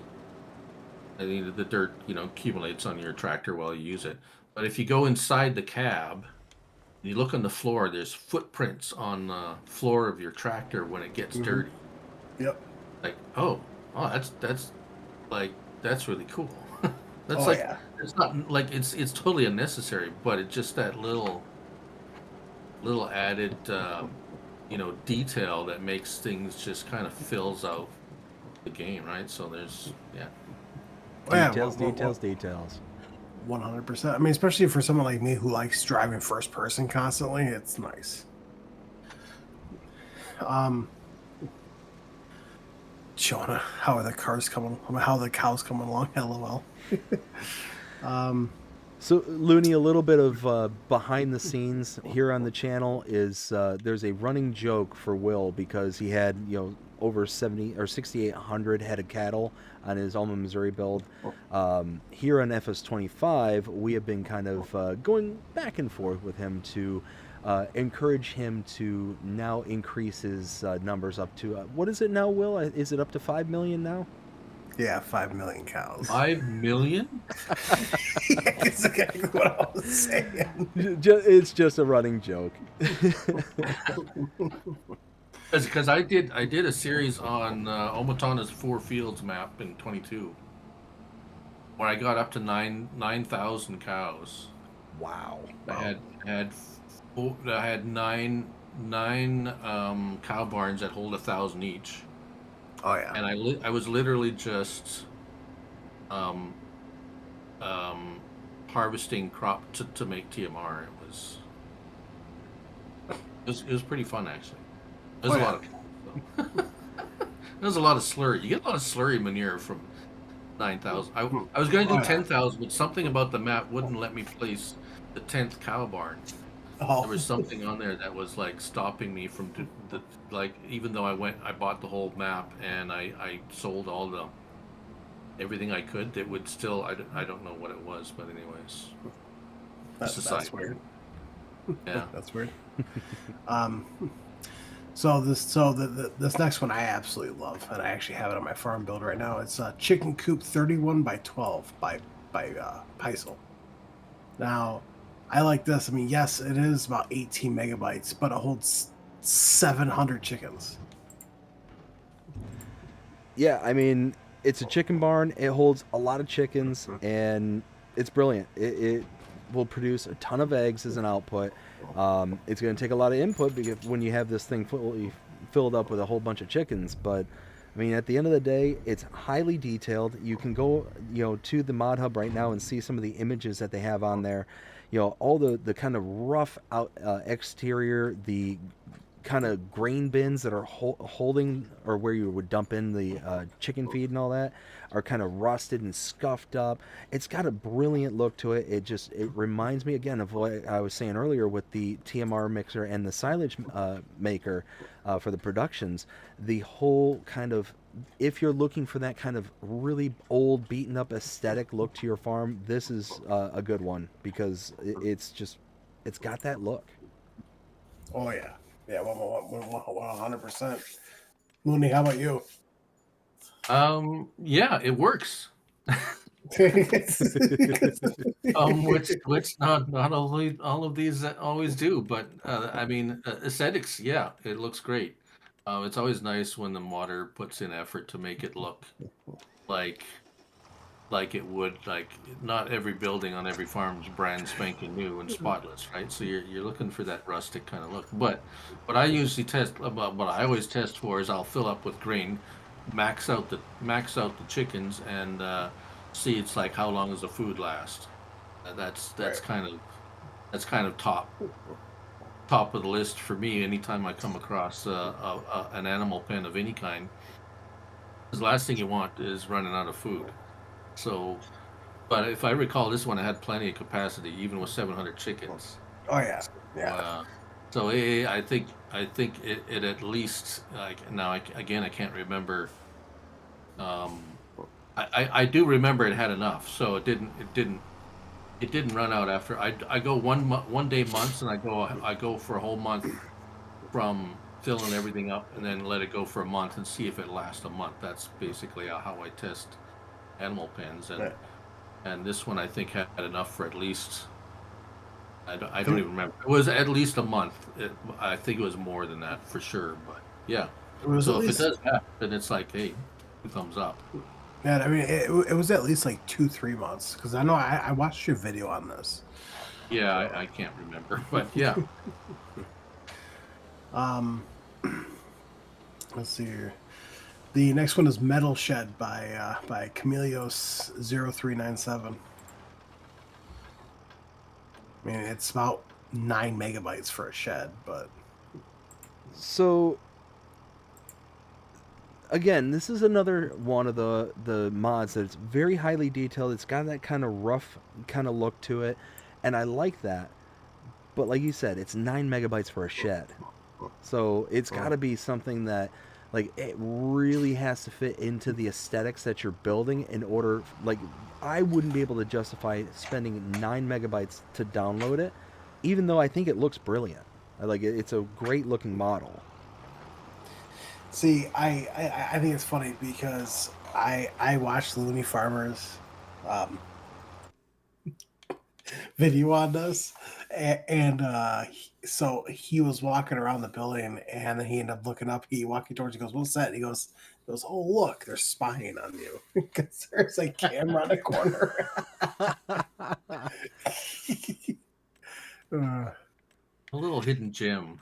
yeah, yeah. Well, what do you think there, Looney?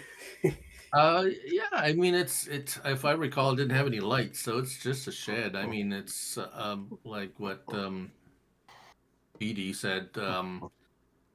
It's gonna have to, if it's gonna have to fit in with what your vision of your farm is. It's we're gonna get like 1 million sheds, so I mean, it's there's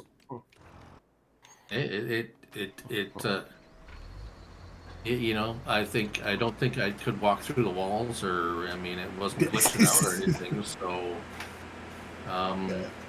yeah, I don't get a whole. I don't really get all that excited about sheds, to be quite honest. But like I said, for other things, it's like sometimes you got a map and you're looking for that specific style or look of a building to fit in with your whatever your vision is for your farm. So maybe this is included in someone's vision. Right? Okay, Jonah. And then don't forget about the other animals too. And then let's see here: chickens, pigs, and goats. Oh no, So- those are cows. So for additional context, he's up to about 6 million cows. I think the last count was about 600,000 sheep, if I remember correctly. Might be actually up to 900,000, just give or take. And just pretty much everything has just been incrementally increasing as the days go on, and he hasn't gotten to starting to build these things. So yeah, needless to say, that's kind of the running joke. I don't have enough space. Whose problem is that? Not mine. Let's see here. The next one is Old Rusty Shed. So insert previous statement and insert it for this one. Again, high megabyte download. It's almost 10 megabytes. This is 9.2. 14 grand. Now the price for this one isn't bad. For 14.5, you got a shed. It's got lights for night. Outside, but again, it's one of those you gotta want the kind of aesthetics of it to be able to pull it in. Great looking model. You got the rusted look on the pillars and all that. But at the end of the day, it's a shed. Is it going to be worth the nearly 10 megabytes to download, the space that it's going to take, for what you're going to get? Are we going to get mods that are going to be, so much higher on the priority list that this one's just kind of, eat up the space? Right.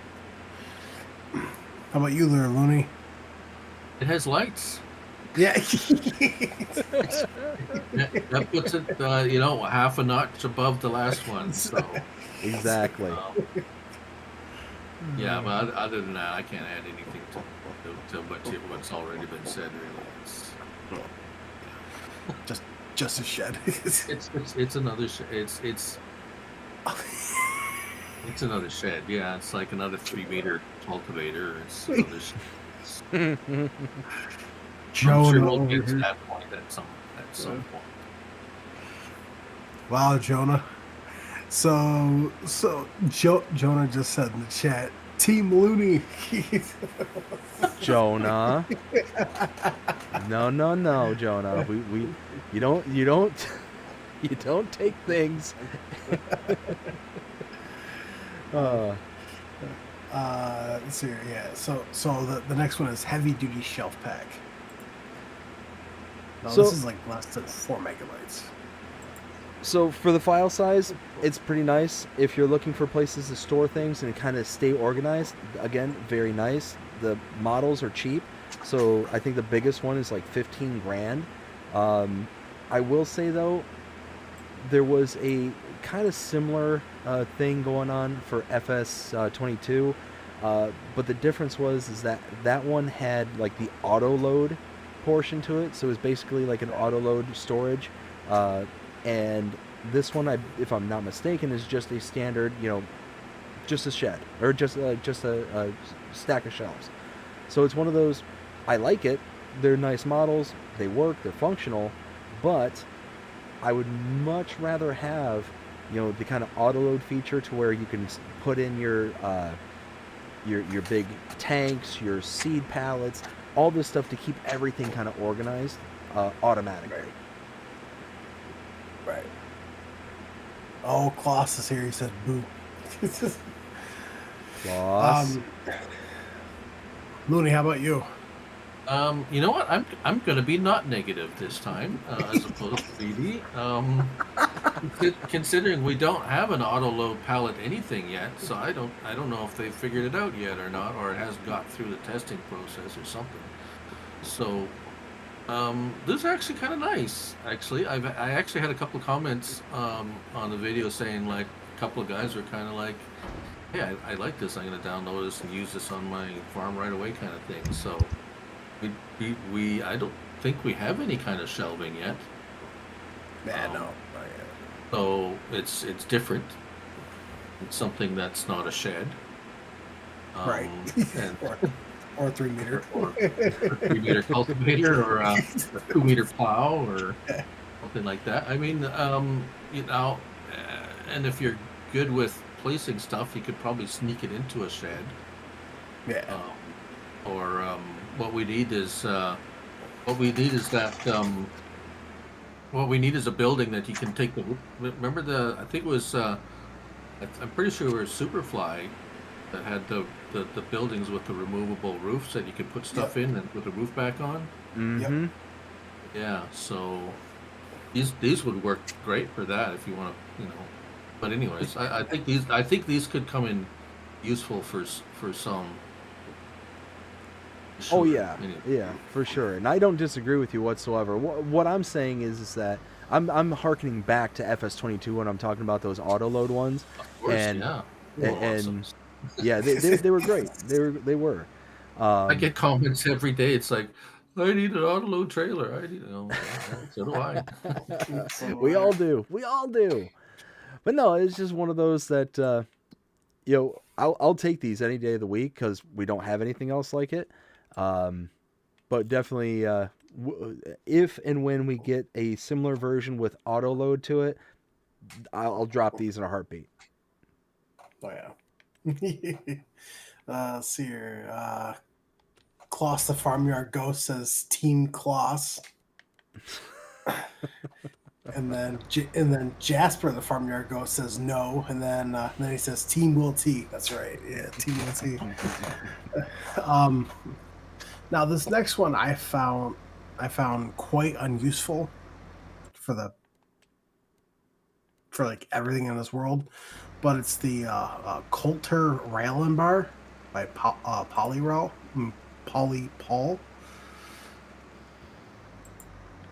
So I think this one's more for the for the aesthetics, because I think if I'm not mistaken, this is one of those kind of bars that in real life, the way that it works, and I could be wrong about this, but it's one of those bars that you're supposed to put underneath the tongue of a trailer, and it's supposed to help alleviate some of the weight and put it across the 3-point link rather than on the actual hitch pin itself. So when you're kind of going into heavy load territory and stuff, I think it's supposed to help brace things. Now in the images, they just show it on the front 3-point links, but I think that's how it's intended to be used in real life. Looney? So it took me. I spent a lot of time trying to figure out what this thing is for, and I came to the conclusion that it doesn't serve any purpose. Actually, not in the game, anyways. No, but I know what BD was saying, because there was one like this in Farm Sim 22 that did work. Like you said, it was you put it on there, and then you put you hooked up your trailer to the tractor, then you could lift this bar up like manually to where it would take some of the weight off of it would balance. But unfortunately, this one, it's either in an up or the down position. You can't, like, I was like, oh, it doesn't, you can't adjust it like just a little bit up. It's either up or down. It's just like, well, that don't work. But I had a comment. Someone commented that if you click on the modder, he also has a Kerner FP300, which is a PC only mod, and they said it was to attach that mod. It was used in conjunction with that mod somehow, but I had no way to test it because, well, I'm not on PC. It's a PC only one, so I don't know if if it was meant to be work with this or not. It didn't have anything in the description. Of course, the description of this is like for the front hydraulics. It's like, all right, it looks good. So I don't know. Maybe like it's not the first decorative item to go on the front of a tractor that we've got already. So did we get a rope and chain one? Yeah, we got recently a rope and a chain one that just could hook it up to the front of your tractor, and that's what it was. It was a decoration. Yeah, So I don't know. Maybe that's what it is. maybe. I don't know. Jonah says, "Team everybody." uh, um, now this next one I have installed, and it's a lot better. A lot better. It was 19 things would. I mean, not 1922. Things would bleed through the walls and everything else, but in 25 have not had that problem. But the Horman Hall 18x9. I mean, it's only 1.02 megabytes to download. Yeah, I mean, for the download size, it's a nice mod. But going back to kind of previous discussion, at the end of the day, it's a shed. Yeah, you can put your loose grains and stuff into it, or you can use it as storage for your vehicles, but it's a shed. See, I use it for my cows, so I have like loose straw, and then I have like hay, silage in there, and some other stuff like that, and I use that to portion out the stuff for the feeding wagons. Gotcha. Looney, how about you? Yeah, I'm pretty much with BD. But I can see. Well, I mean, it's obviously in the pictures. It's showing storing loose product. So, if that's what you're into, it's a nice shed for that. It seems to. It's yeah. That's about it. Yeah. Now this next one is pretty nice, and that's the Farmlander Shed by Schultz Modding. 4.42 megabytes to download. So yeah, nice model. I like that you can kind of strip it down to the kind of base, like the kind of metal framework and stuff. But again, it's a shed. It's got a nice little feature, which is cool. But outside of that, it's a shed. Looney, any thoughts? Me? Yes, I do. Actually, I kind of. No, that's not a bad way. Yeah. Why do you always assume I have something bad? No, actually I've gotten to know Schultz fairly well over the last few years, just from like he had, if you recall, he had quite a number of mods in 22, and they were all fantastic. He had that that cow pen that yeah. Anyways, he had a bunch of animal pens and stuff like that. So, anyways, what I do like, I like that that you can have like a partially it'll look like it's in construction or whatever. So. Yeah. It's kind of a cool role play thing. And then what I like that why can't I speak? I like what he did with so if you go inside the triggers are little fire extinguishers inside the building to trigger these. So it's like that's kind of it's a little different than just a marker or nothing, and you're trying to look around for something that's like a light switch or something. But it's a nice. I'm pretty sure it's just his first like submission. He's got like I don't know. I haven't talked to him lately, but I'm sure he's got like 5 or 6 waiting to be tested or something like that. I wouldn't be surprised, but right.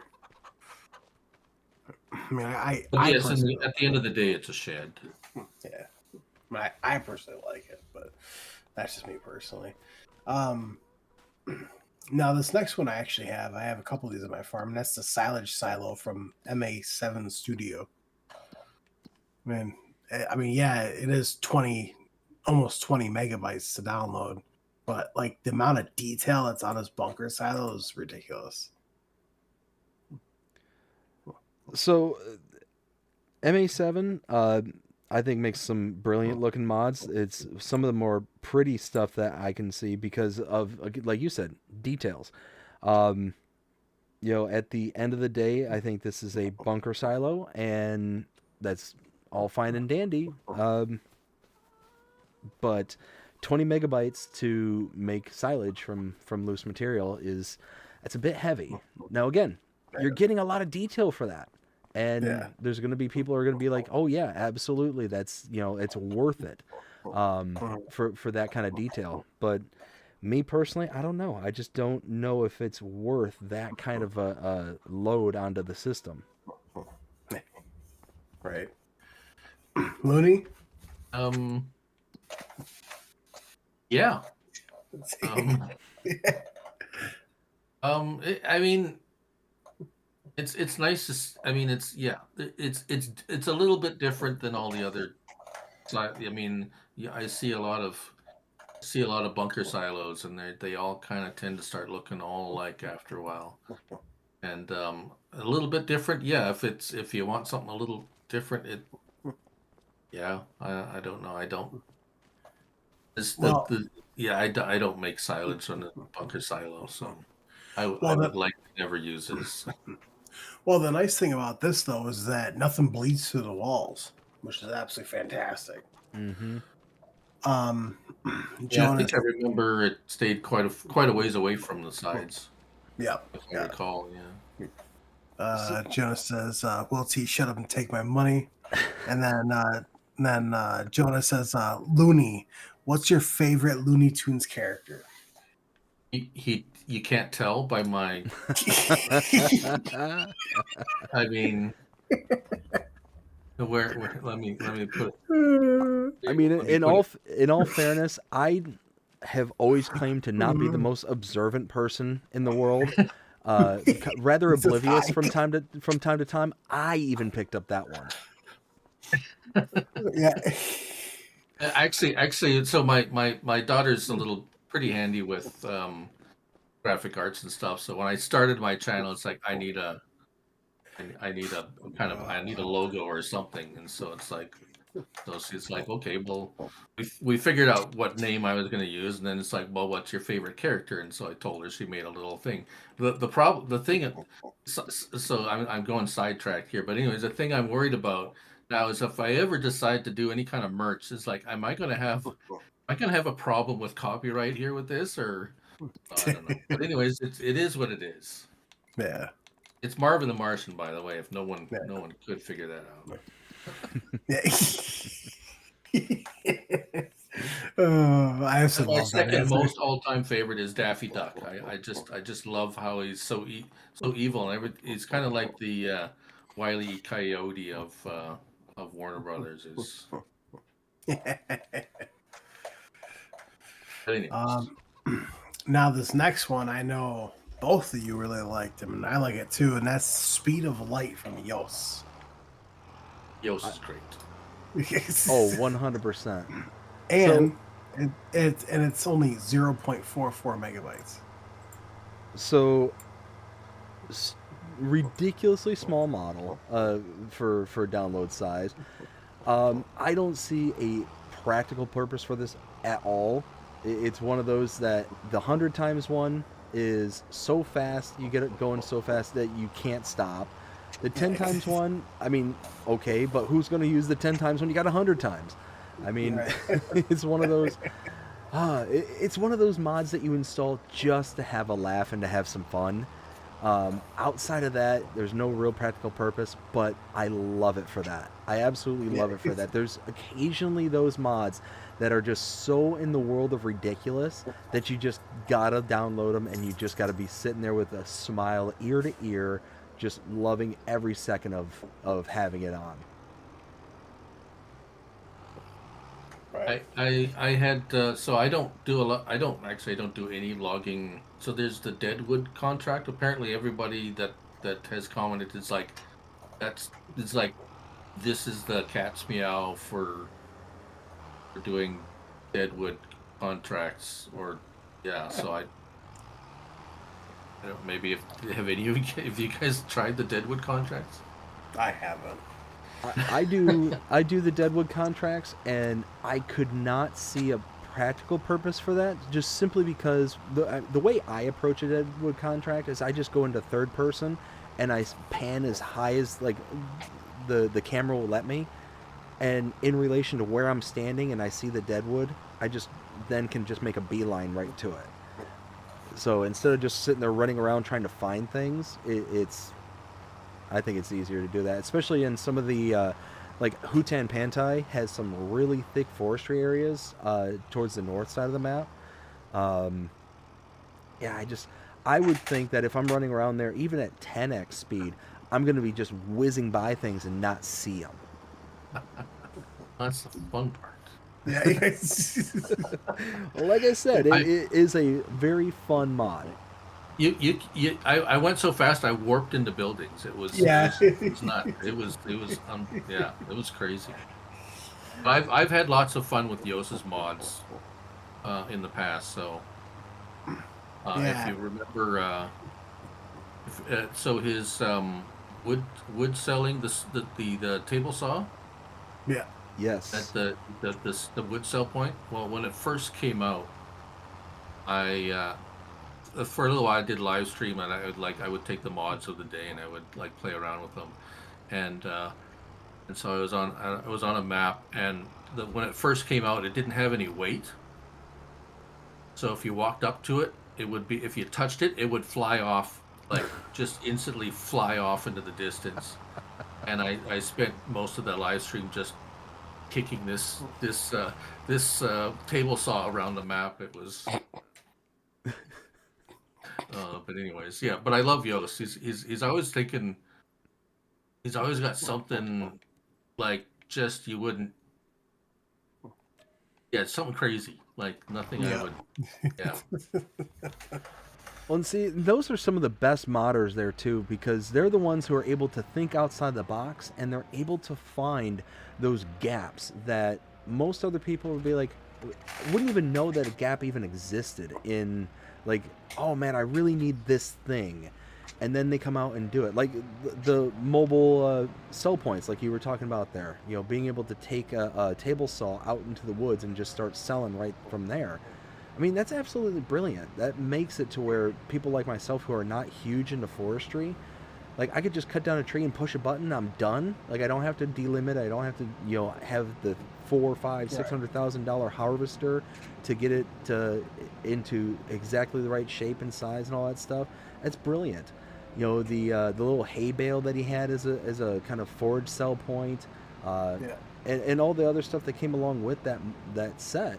I mean, just absolutely brilliant. And it's modders like that who can sit there and examine and find those really, like there's the saying, finding the low-hanging fruit. He's the kind of modder that can find the high-hanging fruit. I think it's more like he's digging under the tree and trying to find stuff. Yeah. It's kind of like places that people wouldn't even dare look for these. Like he had the Dirtinator, right? Like who would imagine to have a karcher that would actually make your vehicle dirty instead of clean? Right. Well, and again, that's another one of those mods that for a like for a Let's Play series or for that kind of content creator, you know, like the Mr. Sealy P's, like myself, like DJ to an extent, being able to have something that make your stuff dirty, you know, and be able to fast track the story it's such a convenience tool. Right. Like you said, I agree with your analysis as opposed to mine. Instead of the high hanging fruit, he's digging under the tree, finding gold. Right. Oh, yeah. And he's got a really unique sense of humor too. So. Let's hear it. The next one is a lizard repair ramp from Mr. Hector. So Mr. Hector is responsible for one of my favorite maps in FS22, Carpathian Countryside. Absolutely love that map, and this is a model from that specific map, if I remember correctly. And it's a brilliant model. It's absolutely brilliant. It's the cool little ramps that you just park your vehicles on, and you can use it as a repair trigger. I mean, at the end of the day, it's a repair trigger. That's nothing really too terribly special about it, but the aesthetics, the look of it really makes it nice. And 8 megabytes is a little bit rich for my blood, but again, for having something that unique on your farm, it really will make your build stand out amongst the rest. Well, besides that too, you can also pull vehicles on each side and at a pretty fair distance too, and still repair them. Exactly. Which is nice. Yeah, 'cause I saw that in your video there, Looney. Yeah, yeah. And what's nice is that he actually mentions that in the description, so it's like you're not, you know, it's nice. He's like, hey, you can park beside, and it's like, oh yeah, okay, that's the, it's nice when modders kind of like say, hey, hey, there's this other feature, so Right. it's not like a mystery or anything. But no, I thought I recognized this model. It looked familiar to me. At least it was. So if that's, I think he might have even released it as a mod in 22. I could be wrong, but it looks that familiar to me. He I did. think you might be right, yeah. It does look really nice, though. It has that. It looks like it spent its life outdoors. So Yeah. Exactly. The next one is the Large Warehouse by Dedic96. It's 14.82 megabytes to download. So the size of the file isn't that bad considering the size of the building that you're getting, the amount of detail, the brickwork and all that, in conjunction with the kind of side panelings up on the top portion of it. It's a nice looking model. I like that it has the kind of pillars that are encased inside the building, so it's almost like the if I remember right, it's like the steel reinforced with the concrete barriers, if I remember correctly. Yeah. It's again a very, very nice looking model, but at the end of the day, it's a shed. Yeah. And to Looney's point, it has lights. Yeah. the lights work too. Yeah, it looks good, but practically, practically, that's a new word. Practically speaking, I make new words every day. So the pillars look good, but it's like I could see those getting in the way like really fast. Yeah. Oh yeah. I'd be like, no, but I did like that it kind of had the little hazard markers showing you where the switches were and where to go to, make the door go away and So I mean, little touches like that make things a lot more user friendly. You're not searching for a light switch or Right. stuff like that. So I like little touches of of that when it is just a shed, but it's like I don't want to look for 20 minutes to find where the light switch is. Right. Oh yeah, I don't blame you. Not one, not a little bit. Plus, a nice little touch too is that when you go up to the door and you take the tarp off, it'll actually go to the side, like the planks along the side. Right. Mhm. So, now the next one here is called Blue Silo, which is basically a pig feed mixer. 3.57 megabytes to download. Now this, I know you can take the stuff back out. Yes. So this one here, 3.57 megabytes to download, ridiculously small file size. It makes pig feed. It's one of the few that we have that makes pig feed.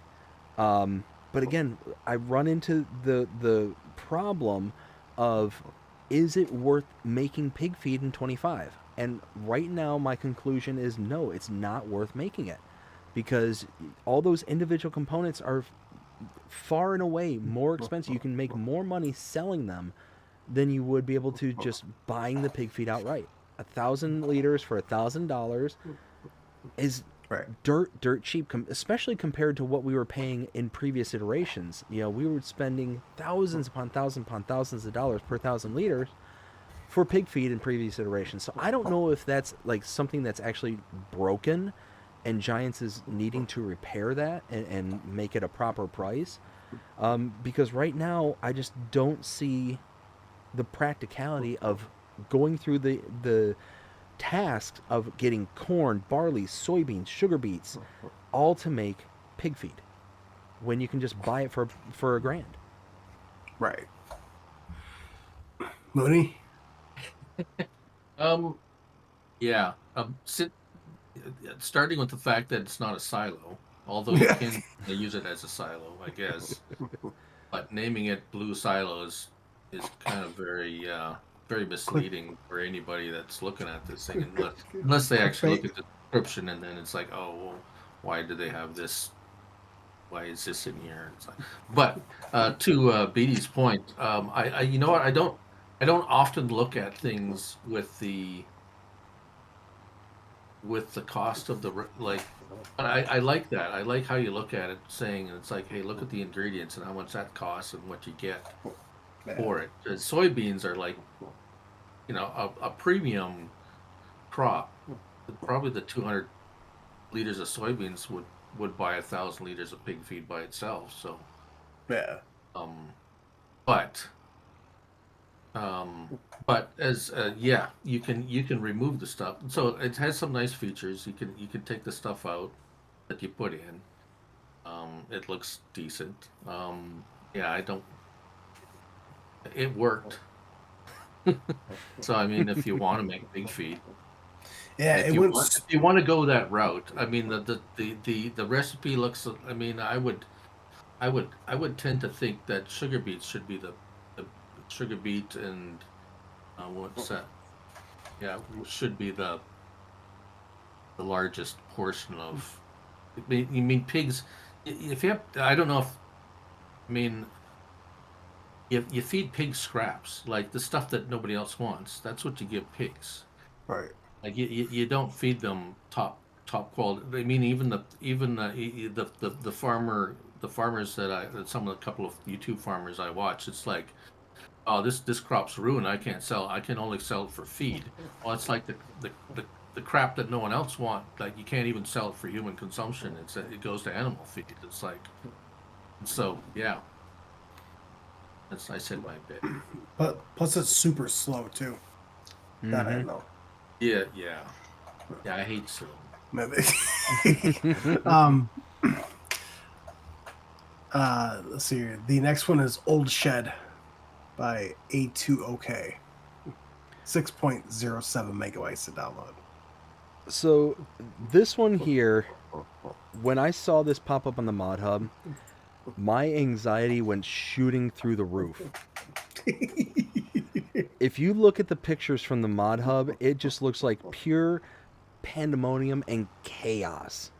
Yeah. Now, this isn't nothing to do with the model. This is nothing to do with anything along those lines. It's just, I wanted to make note of that because holy smokes, it literally looks like in order to take the pictures, the mod maker just threw a whole bunch of everything and just set off a bomb. And it was like, now take the photo. Yeah, I guess. Did he sneak on my farm? Is that what that's usually how mine ends up with. If I have that many bales, they just end up like that. That's a very accurate depiction of. But all that being said, it really does look like a really good mod. Like, I'm not familiar with this particular modder at all, but it looks like a solid mod. But again, it's a shed, so no lights. No lights. But it's got a nice look to it. There? I mean, those things don't even have lights in them. Yeah, they all do look like a blast from the past. But no, it just looks simple, and it looks like it's built for purpose. And again, if your farm is something that is like an old kind of, blast from the past kind of style that you're looking for, this definitely is going to be up your alley. I do like the kind of bi-level that it has for the kind of upper and lower like storage capacities. But again, it's a shed. Is it going to be worth the 6 megabytes to download? The price is dirt cheap, $5,000. Yeah. I mean, that's nothing. To have that kind of storage and that kind of capacity is nice. So, yeah, at the end of the day, nice, but it's a shed. Oh yeah. Looney? Yeah. It looks like something that you'd find an abandoned farm maybe or something like that. So I mean, I'm sure it has its place on somebody's farm. Yeah. It's got a couple, like I say, it's got a nice feature with the kind of like an upper storage area, and yeah, that's about it though. Like, but yeah, it's a shed. Right. And then the very last mod right here is the Shed Valone by from MA7 Studio. It's like almost 10 megabytes, $22,000 to buy. There are lights though. Copy and paste everything I said about MA7 from the previous shed in this one. I think it looks great. It's a great model, highly detailed. It's got lights, but it's a shed. And 10 megabyte download, 22 grand to buy. I mean, not a bad purchasing price at the end of the day. 22 grand for that style. But is it going to be worth the storage space? Is it going to be worth nearly 10 megabytes to install and to have it on your farm? The choice is yours. Looney? I know. I think I've ran out of comments for sheds. To be honest, when I first started doing mod reviews, I didn't even do shed reviews. It was just like I told my buddy, just like, you can do all the shed reviews. I don't want to do them, but now I do them anyways in case somebody wants to know. Right. Well, that's it for mods. Why did it go away? Okay. So now getting on to the news here. So Looney. So on Facebook, I don't know if you're on Facebook or not, but on Facebook, I have a page, WillTGaming FS Encyclopedia. I have a Facebook dedicated to me posting all the new mods, any updates, and all news that comes out. I post it all on there so people can see.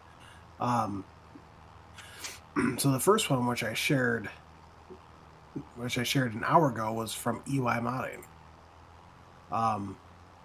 And it says, "Hi everyone, I'm still alive. Although I'm not as active as I used to be, I'm still around. Here's some screenshots of the mods that I've converted to FS25." So, yeah. So it looks like he has the John Deere A. It looks like a So the John Deere A and the old Farmall. So, and McCormick. Which, I mean, both of them look absolutely gorgeous. I'm a huge fan of the old school tractors, especially the John Deere there, where it's got the two tires like right butted up against the small axle. I think it's a brilliant looking tractor and a brilliant looking mod. So this one I'm definitely looking forward to getting my hands on. Oh yeah. Yeah, he makes some really nice stuff, really nice old vintage stuff. Yeah, I know I know a lot of gamers love these old tractors, these small old tractors. I know Rusty, Rusty Money, he always has some kind of a low horsepower challenge thing going on or something like that. So these guys are always looking for options for old low horsepower stuff. Oh yeah. Well, and the other brilliant thing about these kind of mods is that because they're older, like you were mentioning earlier, how there's those mods that comes out that they're kind of hinged on the kind of real life prices and effects and all this stuff that you would have in the real world. So if you buy a tractor nowadays, it would be hundreds of thousands of dollars. But you get one of these old school tractors, they tend to be significantly cheaper in price, and they really are good for those people who are starting out their new save files and they want something but don't want to break the bank. Right. There's a lot of guys that like doing the start from scratch stuff, so they're looking for, like really cheap stuff that they can just start out next to nothing. So yeah. And they look great, and usually they sound really good too, because they don't have the usual, base game tractor type sound. They'll have a unique start up to it, or they'll, when they shut off, they kind of take a while to shut off and stuff like that. So Yeah, Yeah, 100%. absolutely. The next one, which was actually I shared 4 hours ago, is from Custom Modding, one of my favorite modders. All it says is the classic posts. If we already have photos in the store, it means ... And it's showing a picture of the John Deere 4940 self-propelled sprayer with the sprayer and the spreader.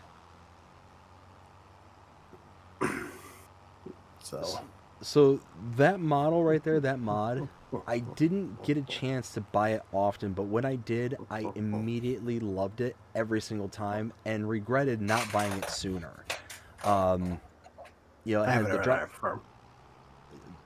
Exactly. It's one of those. It's got the dry box. It's got the sprayers, and it's got a fast speed for working speed. It's got a nice working width to both of them. So I mean, it's one of those, like, it's an amazing upgrade and a very welcome addition to the farm when you can afford it. And in reality, it's not that expensive. I remember from FS22. I mean, it was just one of those, building up the funds necessary and then justifying it to myself that, yes, I want to invest in this at this point in time. Right.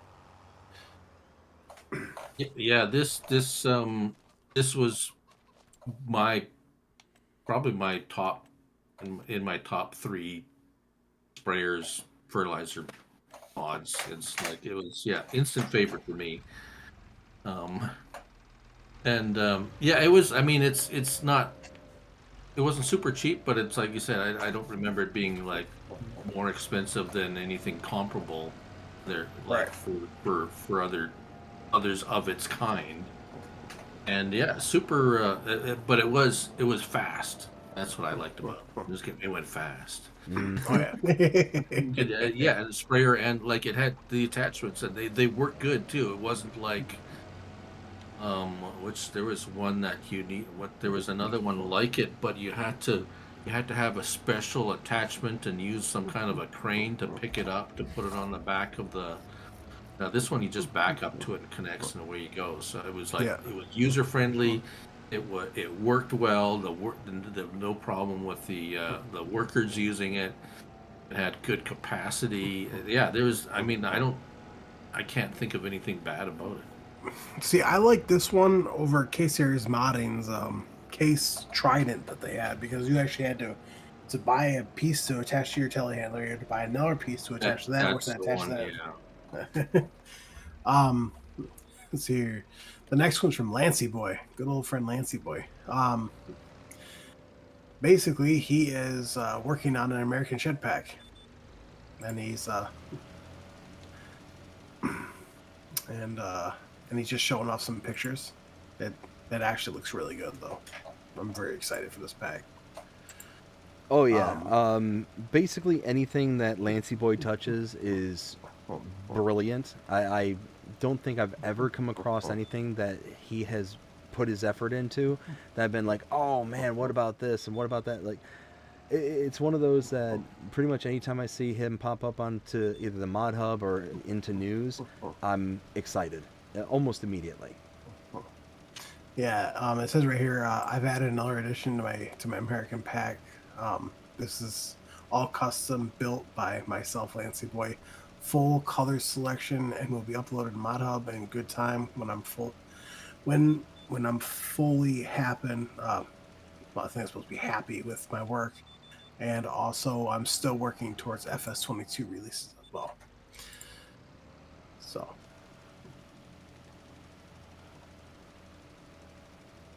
Yay, more sheds. He does say,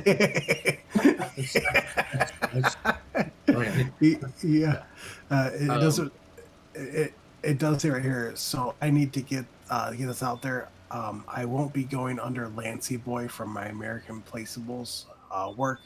It will be using my new name, American Modding Inc., just for my American Placeables. But for his maps, it'll still be Lancey Boy. So. Wonder why he's doing that. I don't know, but it looks really good, and I'm excited for that. The picture looks good. Oh yeah, 100%. Now this next one is kind of saddening. Honestly, it's from Sid Modding. He basically put a whole post out, basically just stating that he's up in the air right now whether or not he's going to continue making mods or not, because apparently a lot of people stole a lot of his mods and started releasing without his permission. So that's why I had that. Well, I put down there right below, please don't steal modders 3D models or mods. It's not cool. So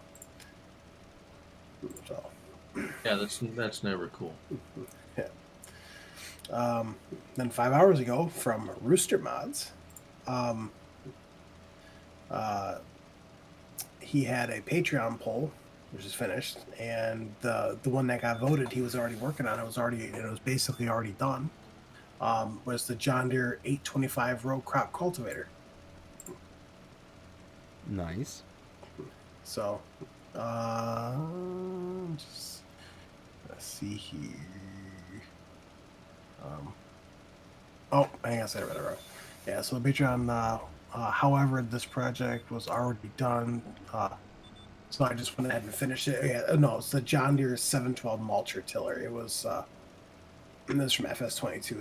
It's been converted and submitted to ModHub soon. And the winner of the previous poll is the John Deere 825 row crop cultivator. So that's the next one he's doing. My apologies. So, yeah, but it's John Deere 712 mulch tiller. Sounds like it's already been converted and sent. So, yeah, I think that's probably a lot of the mods we're seeing right now are like converted mods, because it's like the easiest thing to do if you already have an approved mod from 22. You know, it's just like, it seems like it's doesn't take a lot to convert it, and yeah. So that's why it's kind of like, I've had a few comments of people saying, so why are we seeing all these kind of a little bit complaining? It's like, well, it's like the modern, if you had something and all you need to do was do a little bit of whatever they do and submit it, and it's like, why not, right? It's, at least we're getting mods. Right, exactly. Well, and it's going back to that whole low-hanging fruit analogy. It's one of those, do you want a whole bunch of mods right away that are easy to convert, or do you want to wait, like sit on your hands for 2-3 months while they start making the latest and greatest? Yeah, exactly. I want mods. Mm-hmm. Even if it's a shed. Right. Even if it's a shed. Well, the next one is from Celabuki. Basically saying, Elma, Missouri update. The main farm is finally finished. Said you'll have plenty to do on the main farm. Horses, sheep, cows, and chickens. Said now the farm has a large bunker silo and a large silo with a capacity of 16 million liters. Wow. So it's looking really, really good. I did ask him, and he's thinking about bringing his cow barn as a placeable, which I think would be awesome. That would be nice. So yeah, I'm just going through some screenshots right now. So yeah, so I mean, me personally, I'm really looking forward to Alma. It was the one map that I give probably the highest praise to. Always reminding me every time I drove through the town center, just remind me of home. Every single time I drove through, it's like that's the town I grew up in. Just the central street that rode right through the middle of town, and then all of a sudden it's like nothing but American flags on either end. Small little buildings, lining the streets, and that's it. I mean, that's basically where I grew up, and just really, struck the remembrance every single time I drove down it.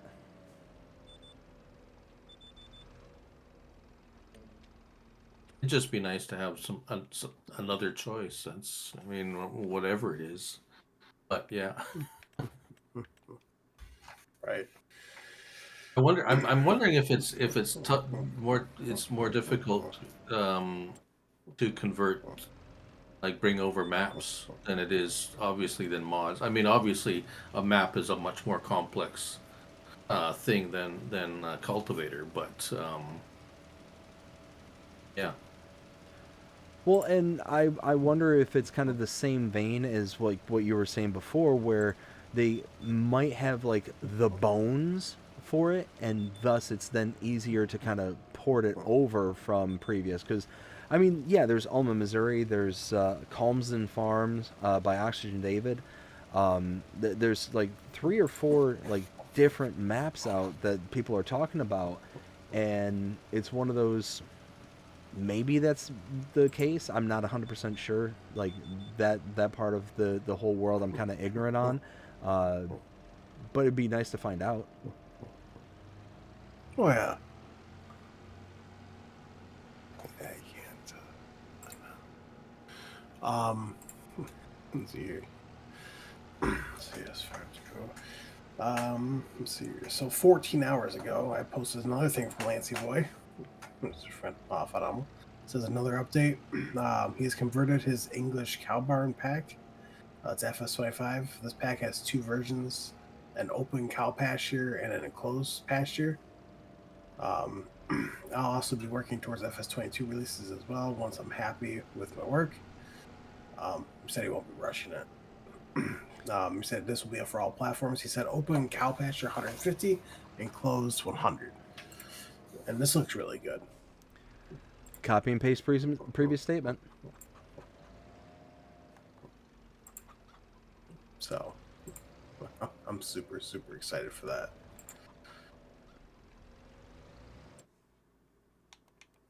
Let's see here. Oh yeah, and then 22 hours ago, the ARM team, or ARM team, basically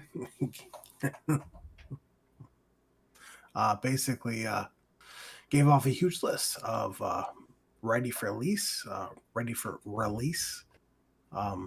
ready and tested for us, ready for uploaded to Giants, waiting for release in Giants Mod Hub. So all these ones I'm going to be saying off right here are all ready for release. So you got the Bobcat 863 Turbo with Bobcat shovel. Now I don't know if that's going to be a lizard or a Bobcat. The John Deere balers, the Merlot, P41.7 Turbo Farmer, the John Deere 1630 front loader, Mac Pinnacle 64R, Chrome F155XC, Ballast Bike, John Deere 8350, JCB Teleskid, Chrome Swadro TC930, Chrome Big Pack 12080, the Case EcoTill 2500, and the Lely AP730. Now, work in progress. So sorry. Question. Yeah. When it says ready, so it says ready for. So are they saying that Giants have tested this and they've approved it's a past testing, and they're just waiting for it to be released to the Mod Hub? Is that what I understand this? That I'm not sure. I mean, that could mean that they're ready for a release, so like they sent them off to Giants. So up above it says ready for release, ready and tested from us, ready for upload to Giants. Giants, yeah. Okay. Yeah, so it's with Giants right now. Okay. I'm yeah, maybe it's a. I have a hard time understanding when some things get translated and it's a little bit. Yeah. Like what's that really mean? What's that? Does that mean? No, not here, man. Then the other one is the case that's ready for release is case 5100.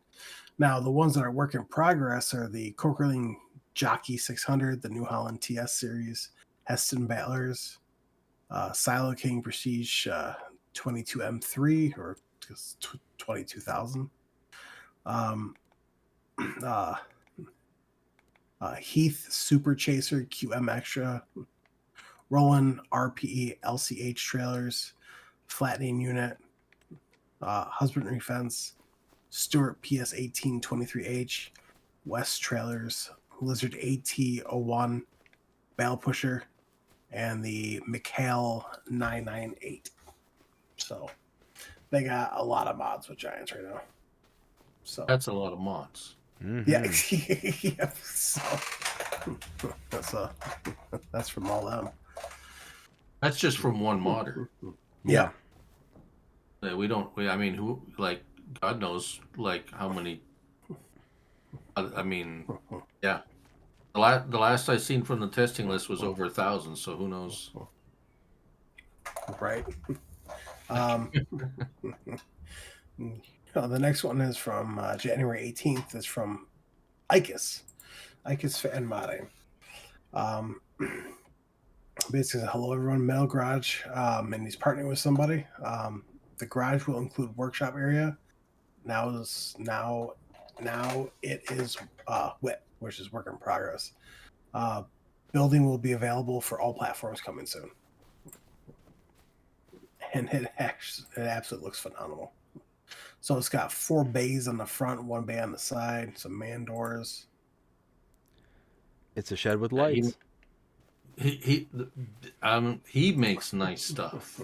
For sure. The last few have been really not, like, I mean, yeah, it's a garage or whatever, but it's like 5-star, or was it didn't he make the 3-star Yep. garage? Yeah. Yep. That's it, right? Yeah. It's more like 5-star, and it's like that's. Yeah. It's like, yeah, really nice. Oh yeah, well, 100%. His Midwest stuff is with Giants right now. So, let's see here. We got from the 17th, just news from Custom Modding as well. Says it's released on PC. Mod Hub coming soon. It's the John Deere S700 series combine.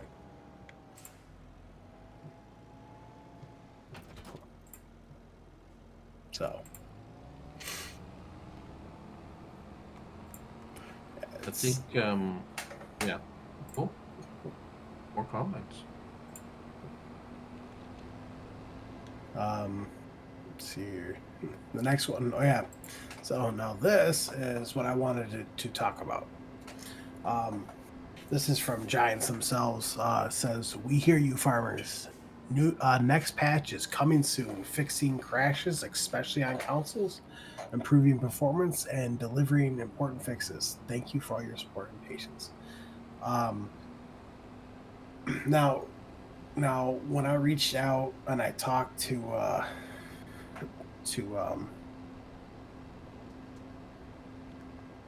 wow, now I forgot his name. Marcel? Yeah, thank you, Marcel. Yeah, he stated that this is a big patch for consoles. So I hear the manure problems could be fixed with that patch too. that I from what I read, and so I'm very excited. Yeah, so that should either be released this week or next week. So I'm very happy about that. So the next one is from Squizzle, or Squizzle.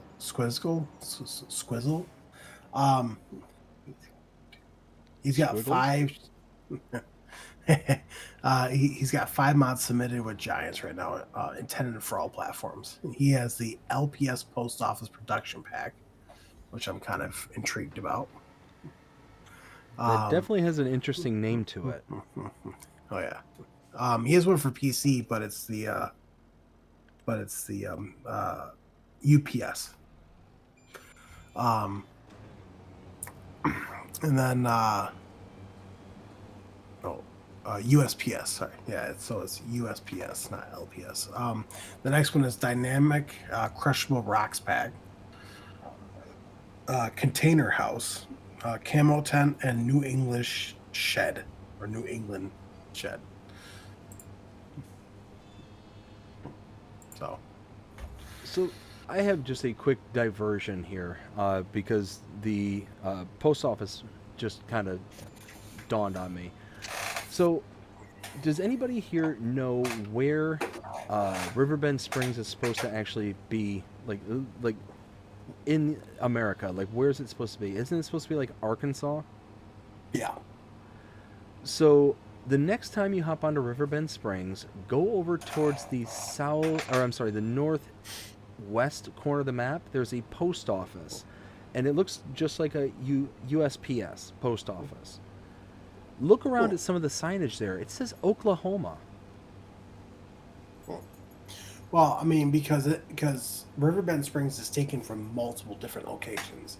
It's not just taken from one location. True. So I don't know. That's weird though.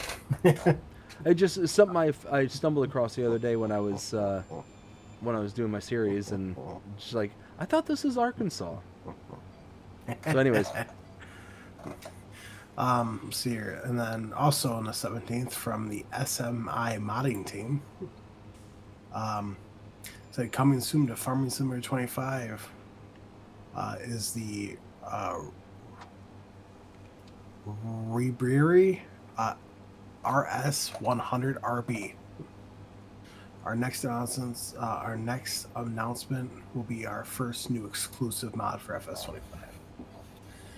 So basically, this was an FS22. So it's basically a loading wagon with a mower on the front, 2.5 meter working with. it's not 3 meter. I do remember Right. that. It's kind of neat. I think it's actually based on a real, actual piece of equipment, if I remember. I think you're right. Yeah, and it's definitely an interesting bit of kit, but the problem with it is that, like I said, it's small. You know, if it was a little bit bigger, it'd be really kind of handy, because then you'd just be mowing and picking up at the same time. Right. Yeah, if I remember, it's kind of slow too. Exactly. Yeah. The next one is from JHHG Modding. Says the king of planters is back. The biggest, widest, largest, most efficient. The John Deere DB120, and it's already in game. So That's kind of, well, aside from the Seed Hawk that we just got, we don't have a big seeder. Really So, big one. I'm very, very excited for that. I use that a lot in 22. This is it's a planter. Sorry, I was thinking of the seeder with the seed, the two-piece, the seed tank and the No, it's a planter. seeder. Yeah, not the planter. Planter's cool though too.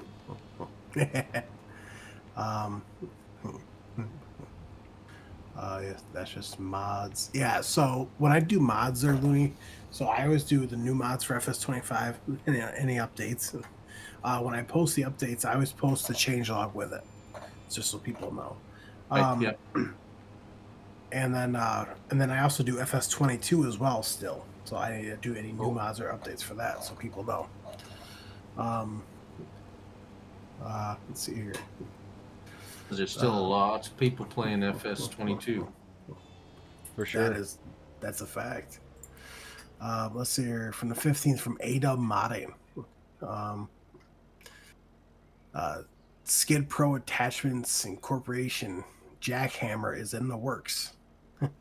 And as far as I'm aware, just a couple days ago, I didn't share it, but it's in the game and it's working. So it's a so it's a new, Like a handheld jackhammer? No, it hooks up to your skid steer. Attachment. Okay, on a skid steer. Okay. Right here. Next one is from EED123's 3D's Corner. Working on full speed. FS25 is the Lexion 520, 560 done. Headers are done. and trailers are done. So what it sounds like, this is already it's either being tested right now or it's already sent off. So it's a smaller Lexion. Nice. Which, if I read that correctly, 1, 2, 3, 4. Yeah, 4 headers. Oh wow. Oh, I read that wrong. Trailers plus 570 to 600 left to be done. So yeah, so it's still work in progress. I read that wrong. The next one is from Michigan Farming Maps. For Frankenmuth Farming Map, it says testing completed. I haven't heard anything, so I don't know what's going on with that. Remember that one as having some pretty nasty ditches on it. Is that the? Yeah. Yep. Yeah. It's a lot of fun though. But... Yeah, the workers did not. Well, they always ended up in the ditch, basically. I tried filling it with rocks. I tried everything to smooth out those ditches. But I imagine now the way the workers they stay, like they will do anything to stay within the field limit. Like yeah, they will avoid exceeding the boundary of the field at all costs. It's actually quite amazing. right. I agree with that. It's awesome. Yeah, for sure. I got other news from ICUS again. Metal garage with 6 roller doors and man door. Building has lighting inside and automatic outside. That's nice. Put that automatic outside. Inside building, you can choose colorable roof with trim or white roof. It says configurations, color, or solar panels. It says mod hub status pending. So it's another shed. Looks like he's got. Our cups overfloweth with sheds. Looks like one of those doors is big enough to get a combine through it without the headers, so that's something, Yeah. I guess. Oh yeah, and yeah, it's got a small little door on the side. So I'm excited for that. Let's see. That was all FS22. Yeah, for FS22 though, 82's 82 Studios TLX Phantom got released. He's already working on converting that to FS25. So That is a beauty model. I just so happened to catch a stream with him kind of showing it off, and it was looking pretty sharp. oh yeah. So your new news from ICUS. I got more news from ICUS. I forgot I had this much news from ICUS. All right, never mind. Yeah, so it's the exact same shed. So, just a different post. And then the last day from last week, actually, news from Mapper's Paradise. Welker's farm map has been sent for testing. Yeah, so that was last week, Monday. So we'll hear about that in about 20 days. Working days. It's working days. So science work about 3 days a week. Is that what the? No, yeah, no. So for like newly submitted mods, it's like 20 something work days. For updates, it's like 3 days, and then for like failed and resubmitted, it's like 6 or something. So you're then from Agritono. Says hello everyone. I'm here to let you know that the 7J has already been finalized and sent for testing tests for their John Deere 7J tractors with giants. So, Which, I mean, the model from the pictures looks really sharp. Again, Agritonio is another one of the modders that, does a really good job with their stuff. So this one I'm definitely looking forward to. oh yeah, absolutely. By a long shot. Let's see here. Oh yeah, and then we got new news from Hispano Modding. Haven't heard from him in a while. It says, hello guys. First of all, Happy New Year to all of you. I forgot to do it on the first. Now then, coming soon coming soon on Mod Hub for all of you. The Macdon Flex Draper pack, 5 sizes available. Nice. So, yeah, I'm just showing right here. 1, 2, 3, 4. Yeah, so yeah, there's. Which, if I'm not mistaken, Hispano's the same creator who did like the central pivoting sprayer and did other like kind of out there mods, ones that you would never really normally see. Am I mistaken about that, or? Hispano Modding is the one that brought that header trailer, like the header pack I told you to try out, because it came with like a whole bunch of headers from like, it was like 3 meters, I think. It went all the way up to like 18. And you could either get it with a header trailer or with a built-in trailer. Yes. Okay. So, But no, you're right though. He did do the pivot. Yeah. he did do the pivot like a bunch of stuff like that. Let me see if I can. So yeah, he's another one of those creators who, like, it kind of in the same league as Yos, who will kind of think outside the box to be able to bring us some of those kind of out there mods that we wouldn't normally see, but are always a kind of a welcome addition. If I remember right, they also made like the container mod and the container lifter and things like that. If I'm not mistaken. Yeah. So yeah, definitely looking forward to the stuff that they bring us here on 25. Oh yeah. Yeah, he did a collab with A2 Studio with that military 4x4 just in 22 there recently. Mm-hmm. Yep.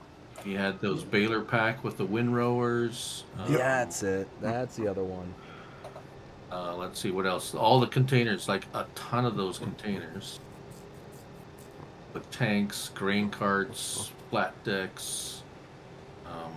Yeah, and then he came out with a basically a crane that can lift them, like a mobile, like a telehandler style crane. Yeah. Yep. He also did a big bud. So yeah, he's got like all kinds of stuff. Auger wagons, bunker silos. He's got that 60. He had the biggest header you could get, the 60-foot. Yep. Nice. Midwest. Yeah, so- definitely spoiled us with a whole bunch of mods. So hopefully they keep that same energy going into 25. Right. And from what it looked like, is that it looked like the headers were had built-in header trailers from the pictures. So. Side note: Macdon factory is like literally walking distance from where I live. So Nice. Oh, nice. Yeah.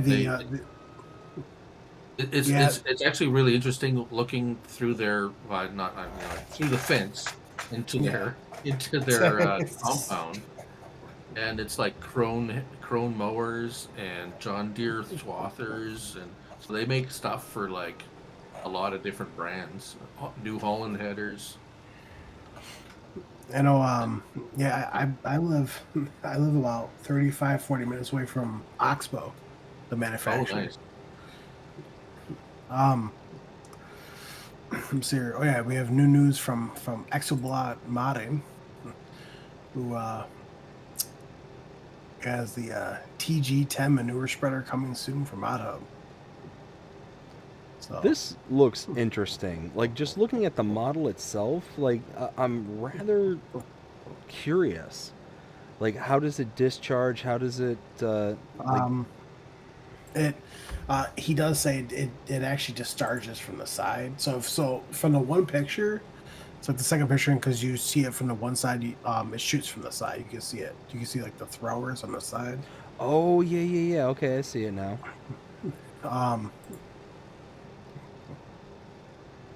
See, I love that, like, those kind of mods where it's not something we're used to seeing. This is not even a brand that I'm even really aware of.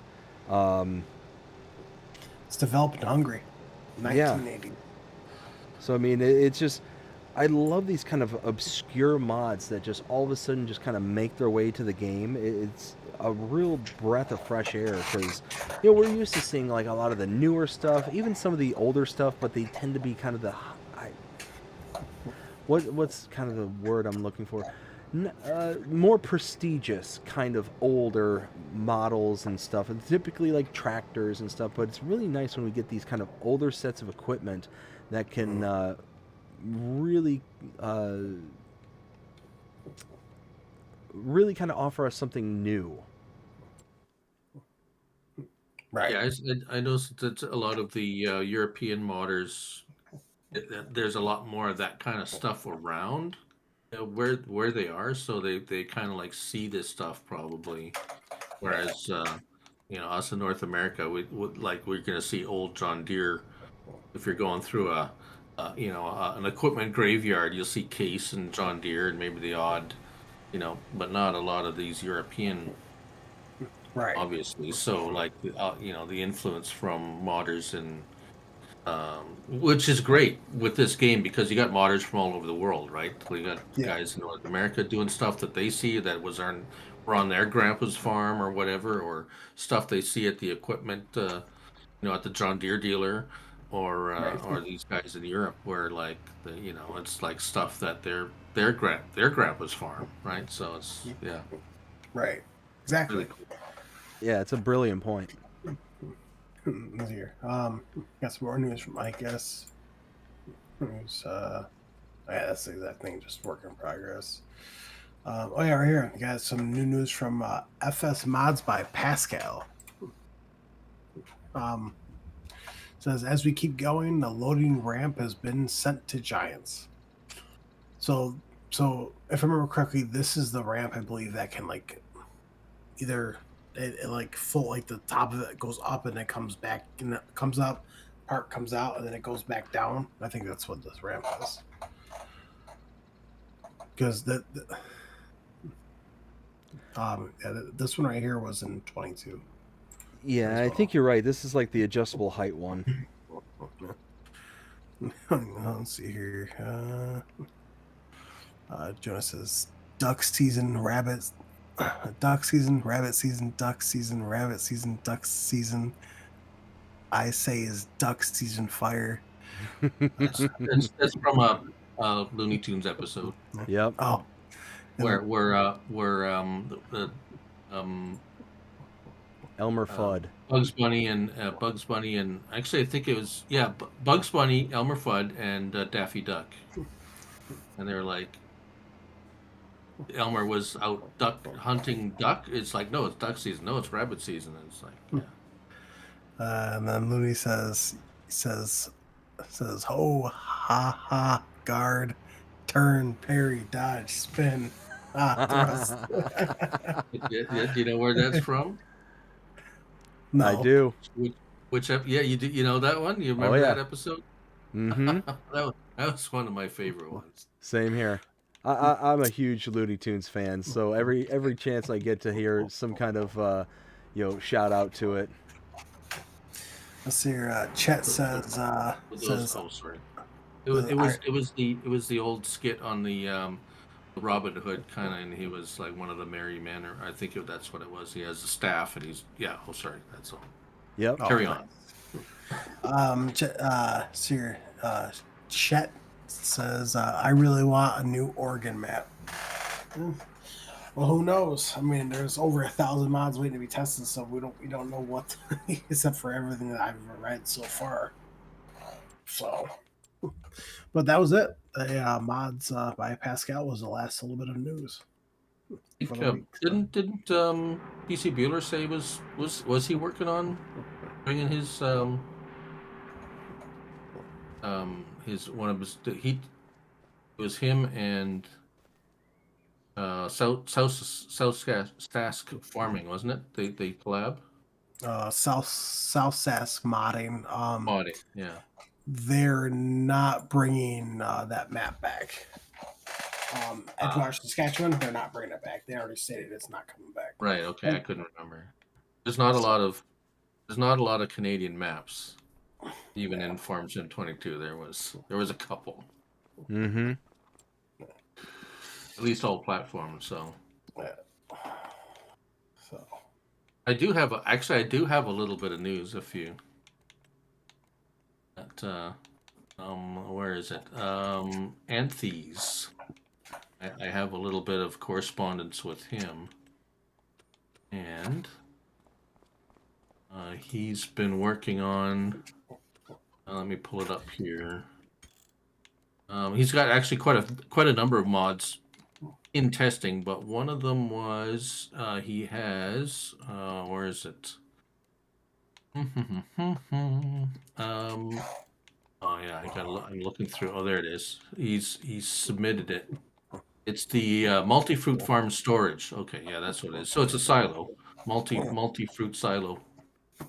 But another pet peeve of mine with silos is like we see it. You get a normal silo, 100,000 liters or 200,000 liters. You have the base game unloading speed, which is fine. That's like pretty standard stuff. But I see a lot of these 10 million or 8 or 5 million or 10 million liter silos that unload at base game speed. It's like going to take you like 6 hours to unload right. that product. It's like, okay, so if it's an unreal capacity, bump up the unload speed, right? I mean, it's just Right. I don't know, Yeah, it just seems 100%. makes sense to me. Like, why would you? Or some of the odd time you get a trailer, it's like, oh, it's a 1,000,000 liter trailer. It unloads it like, oh my goodness, like why did I put that much stuff in there? It's unloading so slowly. So anyways, he's actually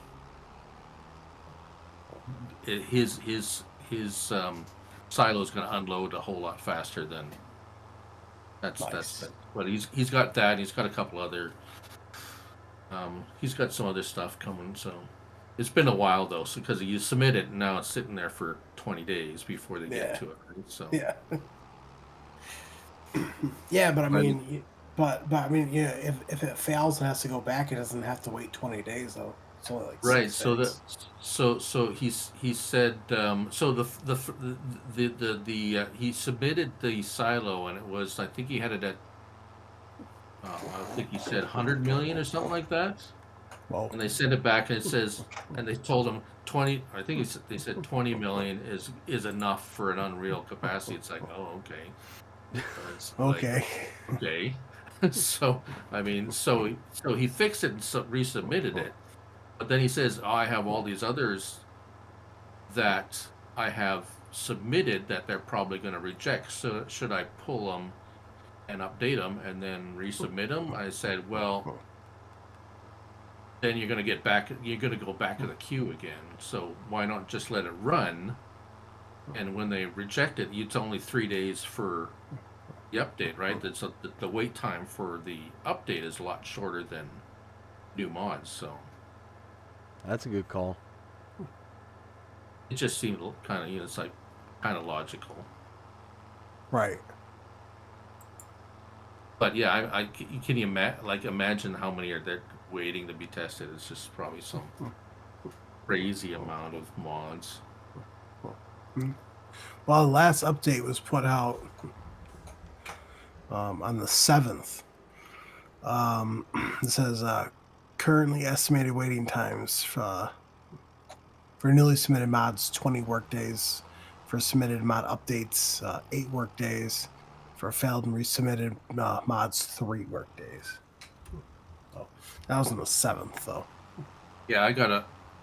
Oh, are you looking at the top of the? Because I should send you the. You know what? I'll send you a link to the update page. Because the last one I got is for the 16th. Oh, okay. So, but it's not much different. 20 working days for new mods, 8 days for updates, and 3-4 failed submitted. But they don't give how many are waiting. So. Right. Yeah, but but it's he kind of just, it's weird. It'll say right at the top, it's like it'll have January the 7th by Marcel, but then under that he kind of just he just edits the same post, I think. Okay. Yeah, it's weird. Yeah, maybe that's, I don't know, maybe that's what you're looking at. I don't know. Maybe. Yeah. At least we get something. It was better than nothing. Right. 100%. Yeah, well, yeah, it's, we could just be completely out in the dark and they'd be pretty much be telling us, oh, sucks to be you all, but at least we got something. Yeah, because Right. at first they said, we're not doing the test list anymore, that's it. Mm-hmm. Like, oh, Yep. maybe they hurt. I mean, it's like there was loud complaints. Yeah. So. So I think they threw out. I mean, even for botters, like you know, at least give them an idea of what you're looking at. You know, when you're submitting a bod, right? Well, Right.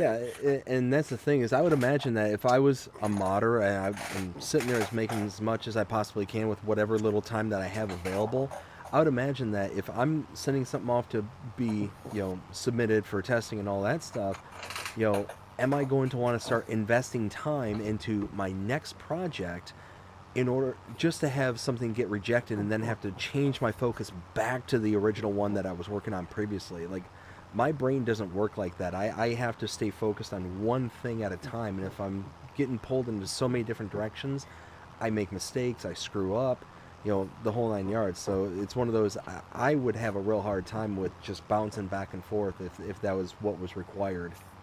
That's just me personally. Right. Yeah, Nah, the limit to my multitasking ability is walking and chewing gum at the same time. So See, I'm lucky if I can get that accomplished. I'm talking like, walking and breathing. I'm having a good day. well, it's always a good day when you keep breathing. This is very true. But I know they do get updates, like when they like ending testing and all. I mean, the modders do get like feedback on their stuff, but it's just nice to know, like, kind of have a clue about what the landscape is looking like. But Right. Exactly. yeah, those guys put a ton of amount of work in. I can't even imagine the amount of time they spend making some of these models. It's I had some interaction with a few of them, and they're like, I hear their I'm not gonna say well, there's a lot of complaints, of course, but I mean their struggles sometimes. So Right. Yeah, Looney. Yep. Yeah. So this is what we do every Sunday. nice. Good times, good times. Yeah, it's nice to chat about. I mean, like I said before, I don't get a lot of, like, I don't have a lot of people to chat about, like, farm sim stuff. So, well, Looney. Well, I mean, all you gotta do is reach out, man, and you're more than welcome to hop on here at any time that we're on. Oh, okay, cool. Absolutely. So, Right on. I hate to do it, guys, but I do have work in the morning. It's already almost 1 in the morning. Oof. So, Yeah, All right, me, I'm well. gonna be hanging out for just a little bit longer, but not too much. Yeah, it's a little bit. So you must be on the East Coast then. So yep, Eastern Standard Time. Yeah, it's yeah, because Bree's getting up at 2:30 in the morning, and then I'm usually up by 6 to see her out the door, and then I go back to bed for an hour. Oof. So, Well, you better be getting mosey into bed there, sir. oh yeah. Well, Looney, it was great having you on here, man. Oh, that was good. It's a good times talking. I love talking mods and what's happening, and good to have the chat. So yeah. Well, See if we and, Well, Yeah. I will definitely have to reach out to you probably this upcoming Sunday if everyone's free. Because as far as I know, I don't have anyone else scheduled to hop on here. So Yeah, I'll see what my I got a few things going on next weekend, but yeah, I'll let you know. all right, Okay. sounds good. And Will, I've already All right, told guys. you that next week I will be unavailable. Oh, that's right. Yeah. Yeah. So it's this upcoming Sunday, right? Yes. I still am trying to figure out what's the plan for the following Sunday after that, but I'll let you know. All right. Well, I mean, I can always still do it with Looney. Absolutely. Hey, if you're Well, lucky, Looney will replace me. Be a permanent fixture. no. Um, Not possible. if not this Sunday, then next Sunday. So, all right, guys. Go Chiefs. Go Bills. Yeah, they won tonight, so What's up, BDD? Oh, I was going we to say, could do an and NFL thing too. I would be up for that. oh, there you go. Farm Sim meets Okay. NFL. Let's go. Yeah, right on. So, Looney, I'll go ahead and reach out to you separate there about what Yep. we discussed previously. Sounds good. Awesome. I appreciate it. All right. Well, I guess I'll take off myself then too. All right, fellas. Well, y'all take care. I greatly appreciate hanging out with you both tonight. Oh My yeah. pleasure entirely. All right. All right, Night guys. all. Well, all right, Looney, have a good one. All right, guys. I'm ending the stream here. I hope all of you guys really enjoyed this. I know BDD's gonna be on for a little bit longer, so make sure you go check him out at BDD Gaming. And if you guys haven't yet, just make sure you smash the subscribe button, hit the like button, and then click the bell to get notified whenever I go live or post a video. And make sure you share so it gets out there. Other than that, I hope you guys have a wonderful night. Stay safe, and I'll see you guys later. All right, buddy. Peace. Take care. You too, man. Alrighty, so that was an incredible time. Being able to sit there and chat with LooneyFarmGuy, just that was so fun, so fun. Again, big shout out to LooneyFarmGuy, big shout out to WillTGaming, to both of them. Thank you, Looney, so very much for coming out and hanging out with us tonight and doing the stream. Yeah, absolutely enjoyed every second of it. And I want to again thank all of you for hanging out. Like I said, I didn't check on the chat as often as I would like to, as I normally would. But it's one of those where I'm co-hosting the stream, and I don't want to be trying to jump in every little while to be reading chats and whatnot. That's why I put the pin comment in there. To make sure that everyone knows that I'm going to be catching up when I can. So one of those, again, big shout out to both of them. Jonah's still here. Very nice. I'm going to catch up with the chat here in just a second. I'm going to get driven. Actually, you know what? I'm not going to drive over. The game is going to drive over. Let's do that because I want to catch up with the chat here. Didn't look like there was a whole bunch that happened afterwards after I stopped looking in on it. Let's see. Let's go here. Let's go to set destination and let's go. There we go. Oh, hey, traffic jam. All right. So I do believe I left off on Operatic MO78. Says, okay, well, I know that the TARDIS wagon, so I must have it already. Rusty said I can hear everything. Okay, so yeah, I don't know what was going on in Will's end, so hopefully it got cleared up for everyone there who was listening on his stream. Dustmate says Miss Omaton is adding the color selection when she updates the Lizard TARDIS pack with her harvester. Oh, very nice. Okay, I thought I had read something that indicated that she was making an update and that she was going to be putting something else out. Dustmoney also says she did not know how to add the color selection when she submitted the TARDIS pack, and Mr. Gaming Joy helped her get that sorted out. Oh, very nice. See, that's something I absolutely am adoring about the community here is the the sense of community and the willingness for people to come together and to help out where they can. I mean, at the end of the day, and I was talking about this in the discussion there with in the interview with Gaming Joy, is the ability for us to all come together and to collaborate and be able to do things with each other like what we are doing here tonight. It just makes the community stronger and better at the end of the day, and it brings better stuff out for everybody. Yeah, Omatana wasn't able to put the color selection, but working with Gaming Joy, she was able to figure it out and be able to do it. And hopefully that means that now she'll be able to do it going forward for whatever other mods and models that she comes out with. That's absolutely fantastic. So, absolutely wonderful. The sense of community that we have here is just absolute next level. Certainly not something that I'm used to whatsoever.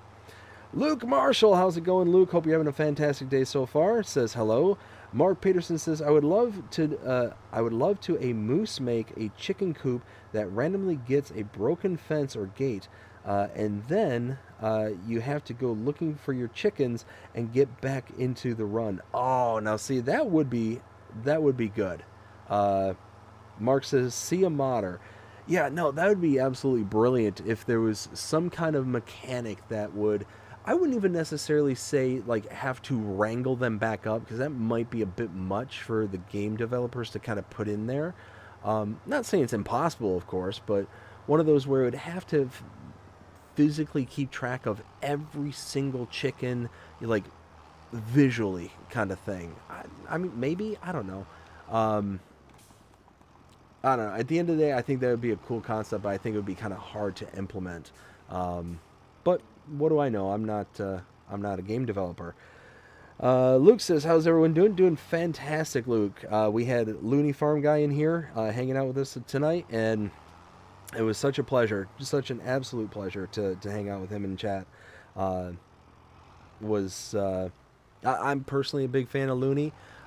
So when I heard that we were going to have him on here tonight and be able to hang out and chat with him, it was great. It was absolutely fantastic. I look at a lot of his videos, specifically a lot of his mod videos, because he's one of the only people I know who does the style in which he does. Like there's tons of people out there who does mod videos. Tons of people out there. There's, several I can think off the top of my head, like Mr. Sealy P. There's LooneyFarmGuy. There's many others who do a style in which they just kind of give an overview of what the mod does, how it works, all these different factors. But what Looney does that specifically is appealing to me personally is that he goes one video at a time, one mod at a time, to be able to then show off what that mod does, and it makes it so nice to be able to search out that specific mod and to be able to find exactly what it is that you're looking for. So if there's like, oh hey, this new mod just came to the mod hub, and you're able to then kind of look for it, you're able to just type it in on his channel and you're done. You don't have to sit there and like with a Mr. Sealy P. And again, I love Mr. Sealy P in his mod stuff, so don't think that I'm like using LooneyFarmGuy to bash on him or anything, but having to sit there and look through an entire list of mods to find that one mod that you're interested in finding out information on, it gets tiring sometimes. So it's a breath of fresh air to see LooneyFarmGuy out there and doing what he's doing. Really love it. Keep it up, LooneyFarmGuy. Just next level good. Kiwi Sim Farmer says, gotta go now, have to pick up dinner. Great stream. Awesome, Kiwi. Hope you, sounds like you did enjoy it. Not that I hope you enjoyed it. Glad you enjoyed it. There we go. Those are the words I'm looking for. Hope you have yourself a fantastic day, and you take care, and we'll see you again next time. Marcos also says, see you, Kiwi. Hot night. How's it going? Hope you have a fantastic day so far. Says, you have ads now. Yes. I've had ads for quite some time. I mean, if this is the first time you've seen them, then hopefully that means it's not that intrusive. Hot Knight says, so to watch you, I need to waste my life. I'm sorry about that, Hot Knight. I didn't realize I was gonna to send you to the send you away. I do apologize for that, but yeah, that's something that's always been a part of the channel ever since we've been monetized. So I sorry about that. Jonah says I'm still here. 1, 2, 3. LOL. Jonah, Jonah, come on now. Oh man, but yeah, no. It's been a good day. It's been a really, really good day. I'm honestly just so over the moon with how the past, I don't know, like 48 to 72 hours has been. Having that interview with Gaming Joy was an absolute treat. Really enjoyed it. He was the first modder to come to the channel, so it got that kind of new perspective. We've had several, content creators up until this point to come onto the channel to do the interviews. But Gaming Joy is the first one where you're actually able to kind of get a whole new perspective and able to actually enjoy from that different lens, which was very interesting, and being able to again hear the stories that each one of these people are telling us. Like I said, so far we've done Farmer Sim, Why Not Gaming, Gaming Joy, and as well as Rusty Money Gaming. So all of them, getting to hear all their stories and hearing just all their different perspectives, their takes on things, and their experiences has just been really eye-opening for me personally.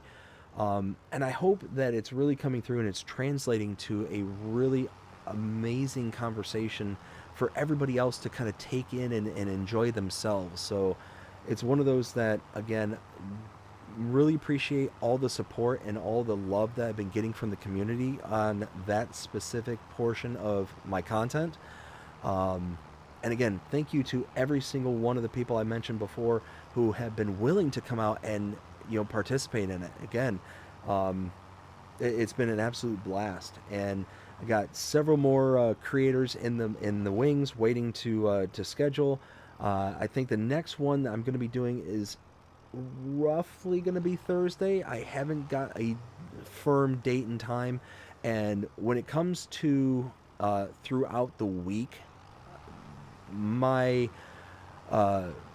priority is map tours and map updates. So if Giants releases things like that, it can bump certain things, so I try to schedule those as a tentative kind of thing. So it's one of those where I don't give firm dates and times when it comes to the next one unless it's on a weekend. So like what happened today or this morning with Rusty, I was able to put that out several days ago and say, oh yeah, Rusty's going to be here. He's going to be here at 1:30 p.m. Eastern Standard Time on Sunday, and the whole 9 yards with that. To where Gaming Joy, and I think it was also Why Not was in the same boat, was released as a firm schedule that day kind of thing. So it's just one of those kind of have to wait and see how Giants proceeds and how they release and all that stuff. So like I said, I absolutely loved talking to Rusty today. It was an absolute blast, and I hope that everybody enjoyed it as well, and I hope everybody's enjoying the interviews. I've been getting a lot of very, very positive feedback from everybody, and just continuing going forward. I'm really hoping that we keep this momentum going, that we keep talking to all these really awesome creators and people who are making the community stronger and stronger day by day by day. So it's one of those, I'm just absolutely just blown away with how amazing it has been up until this point. Like I said, I'm really excited at this point. Like I said, getting to talk to LooneyFarmGuy this evening, getting to talk to Rusty, getting to talk to Gaming Joy, Why Not, and Farmer Sim, and so on and so forth, and having all these people in the wings who are, wanting to do this as well. It's been just a ton of work in the background. Huge shout outs to Dust Bunny. Again, Dust Bunny, thank you so very much for being, so willing and so helpful in all this. Another shout out to WillTGaming, who's been also in the background helping out a ton with reaching out to people, getting them interested in the idea and the concept. So again, thank you both of you, and also thank you to people like Why Not, to Rusty, for the same thing. You know, they're reaching out to me and let me know, hey, you ought to talk to this person. Hey, you ought to talk to that person. It's just been incredible, absolutely incredible, and I absolutely love the engagement that we're getting from it. Yeah, next level good. Next level good. Gonna go ahead and finish out this field here and get everything kind of taken care of with this particular contract. Actually, why don't I go ahead and just, you know, start slamming this down, because why not? But yeah, no, just, it's been a good day. It's been a really, really good day. I cannot believe the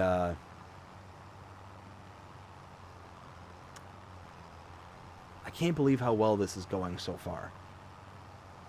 So I've been absolutely loving these Sunday streams with Will, being able to come out here and, you know, talk about the mods, which I don't often get to talk about. This is the only time in which I can really kind of, you know, hammer down on mods and you know, be able to kind of express how things kind of go.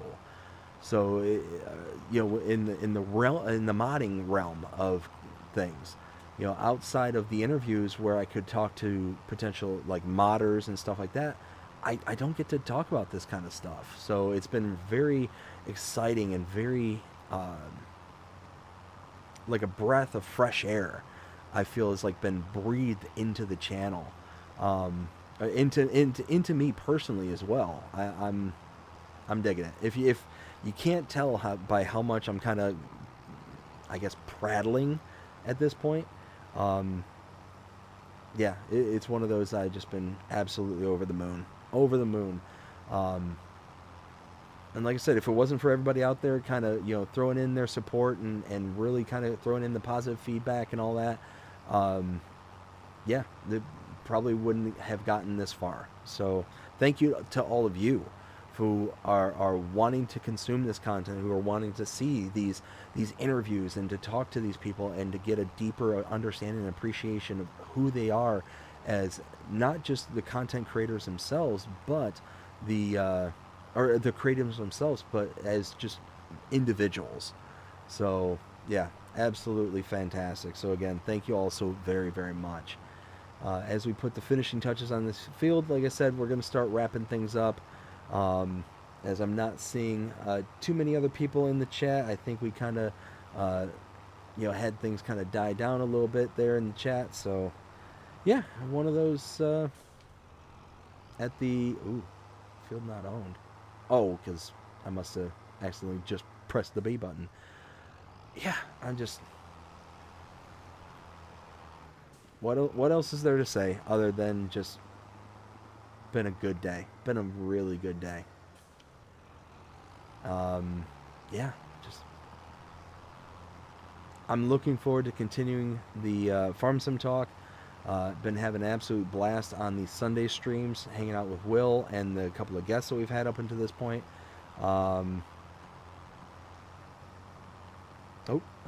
Jonah says, wrap things up. I don't see anything that needs to be wrapped up on that field.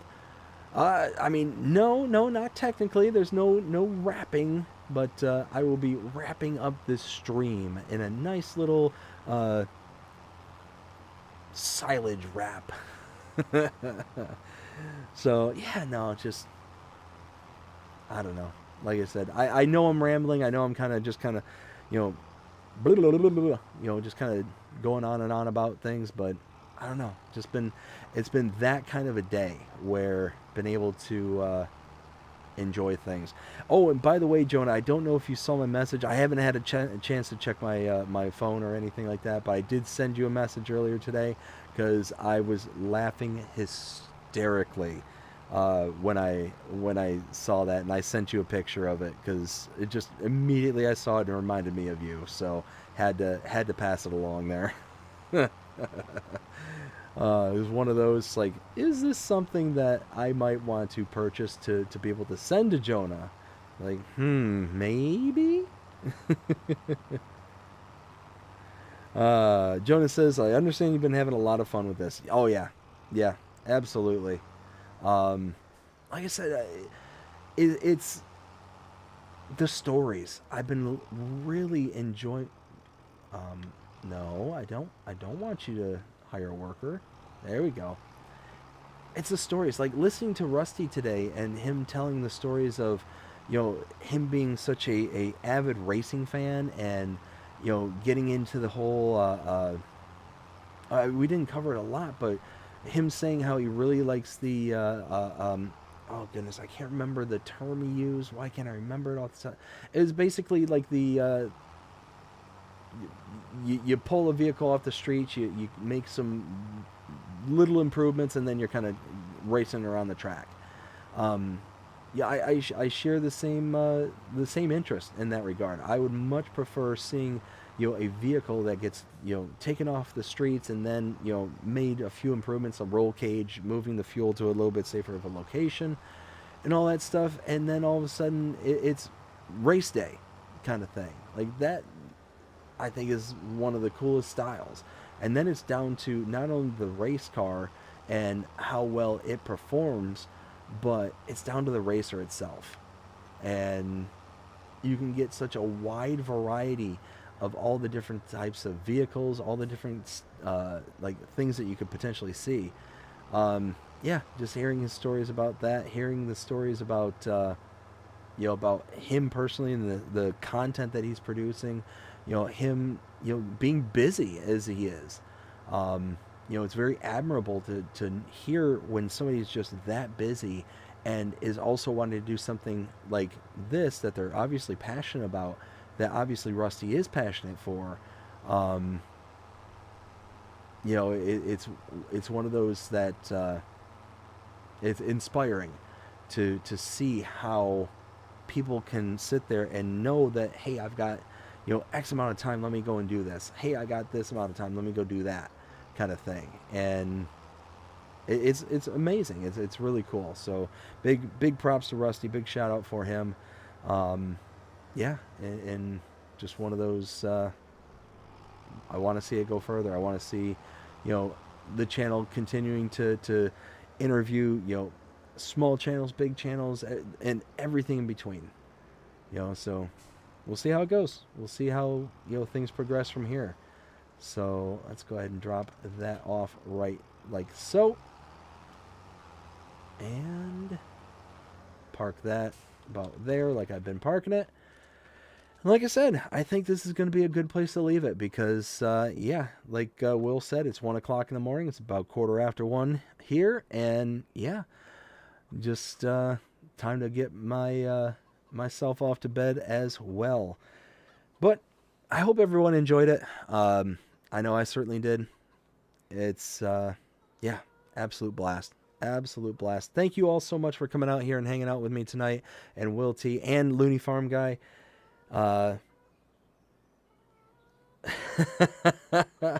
Jonah with the last chat, maybe. I mean, I don't see anybody else that's been chatting here, so you might be able to sneak it in under the radar. Let's keep it under our hats. But I hope you enjoyed it. If you did, please show them by liking, sharing, subscribing, following, commenting, doing all the things.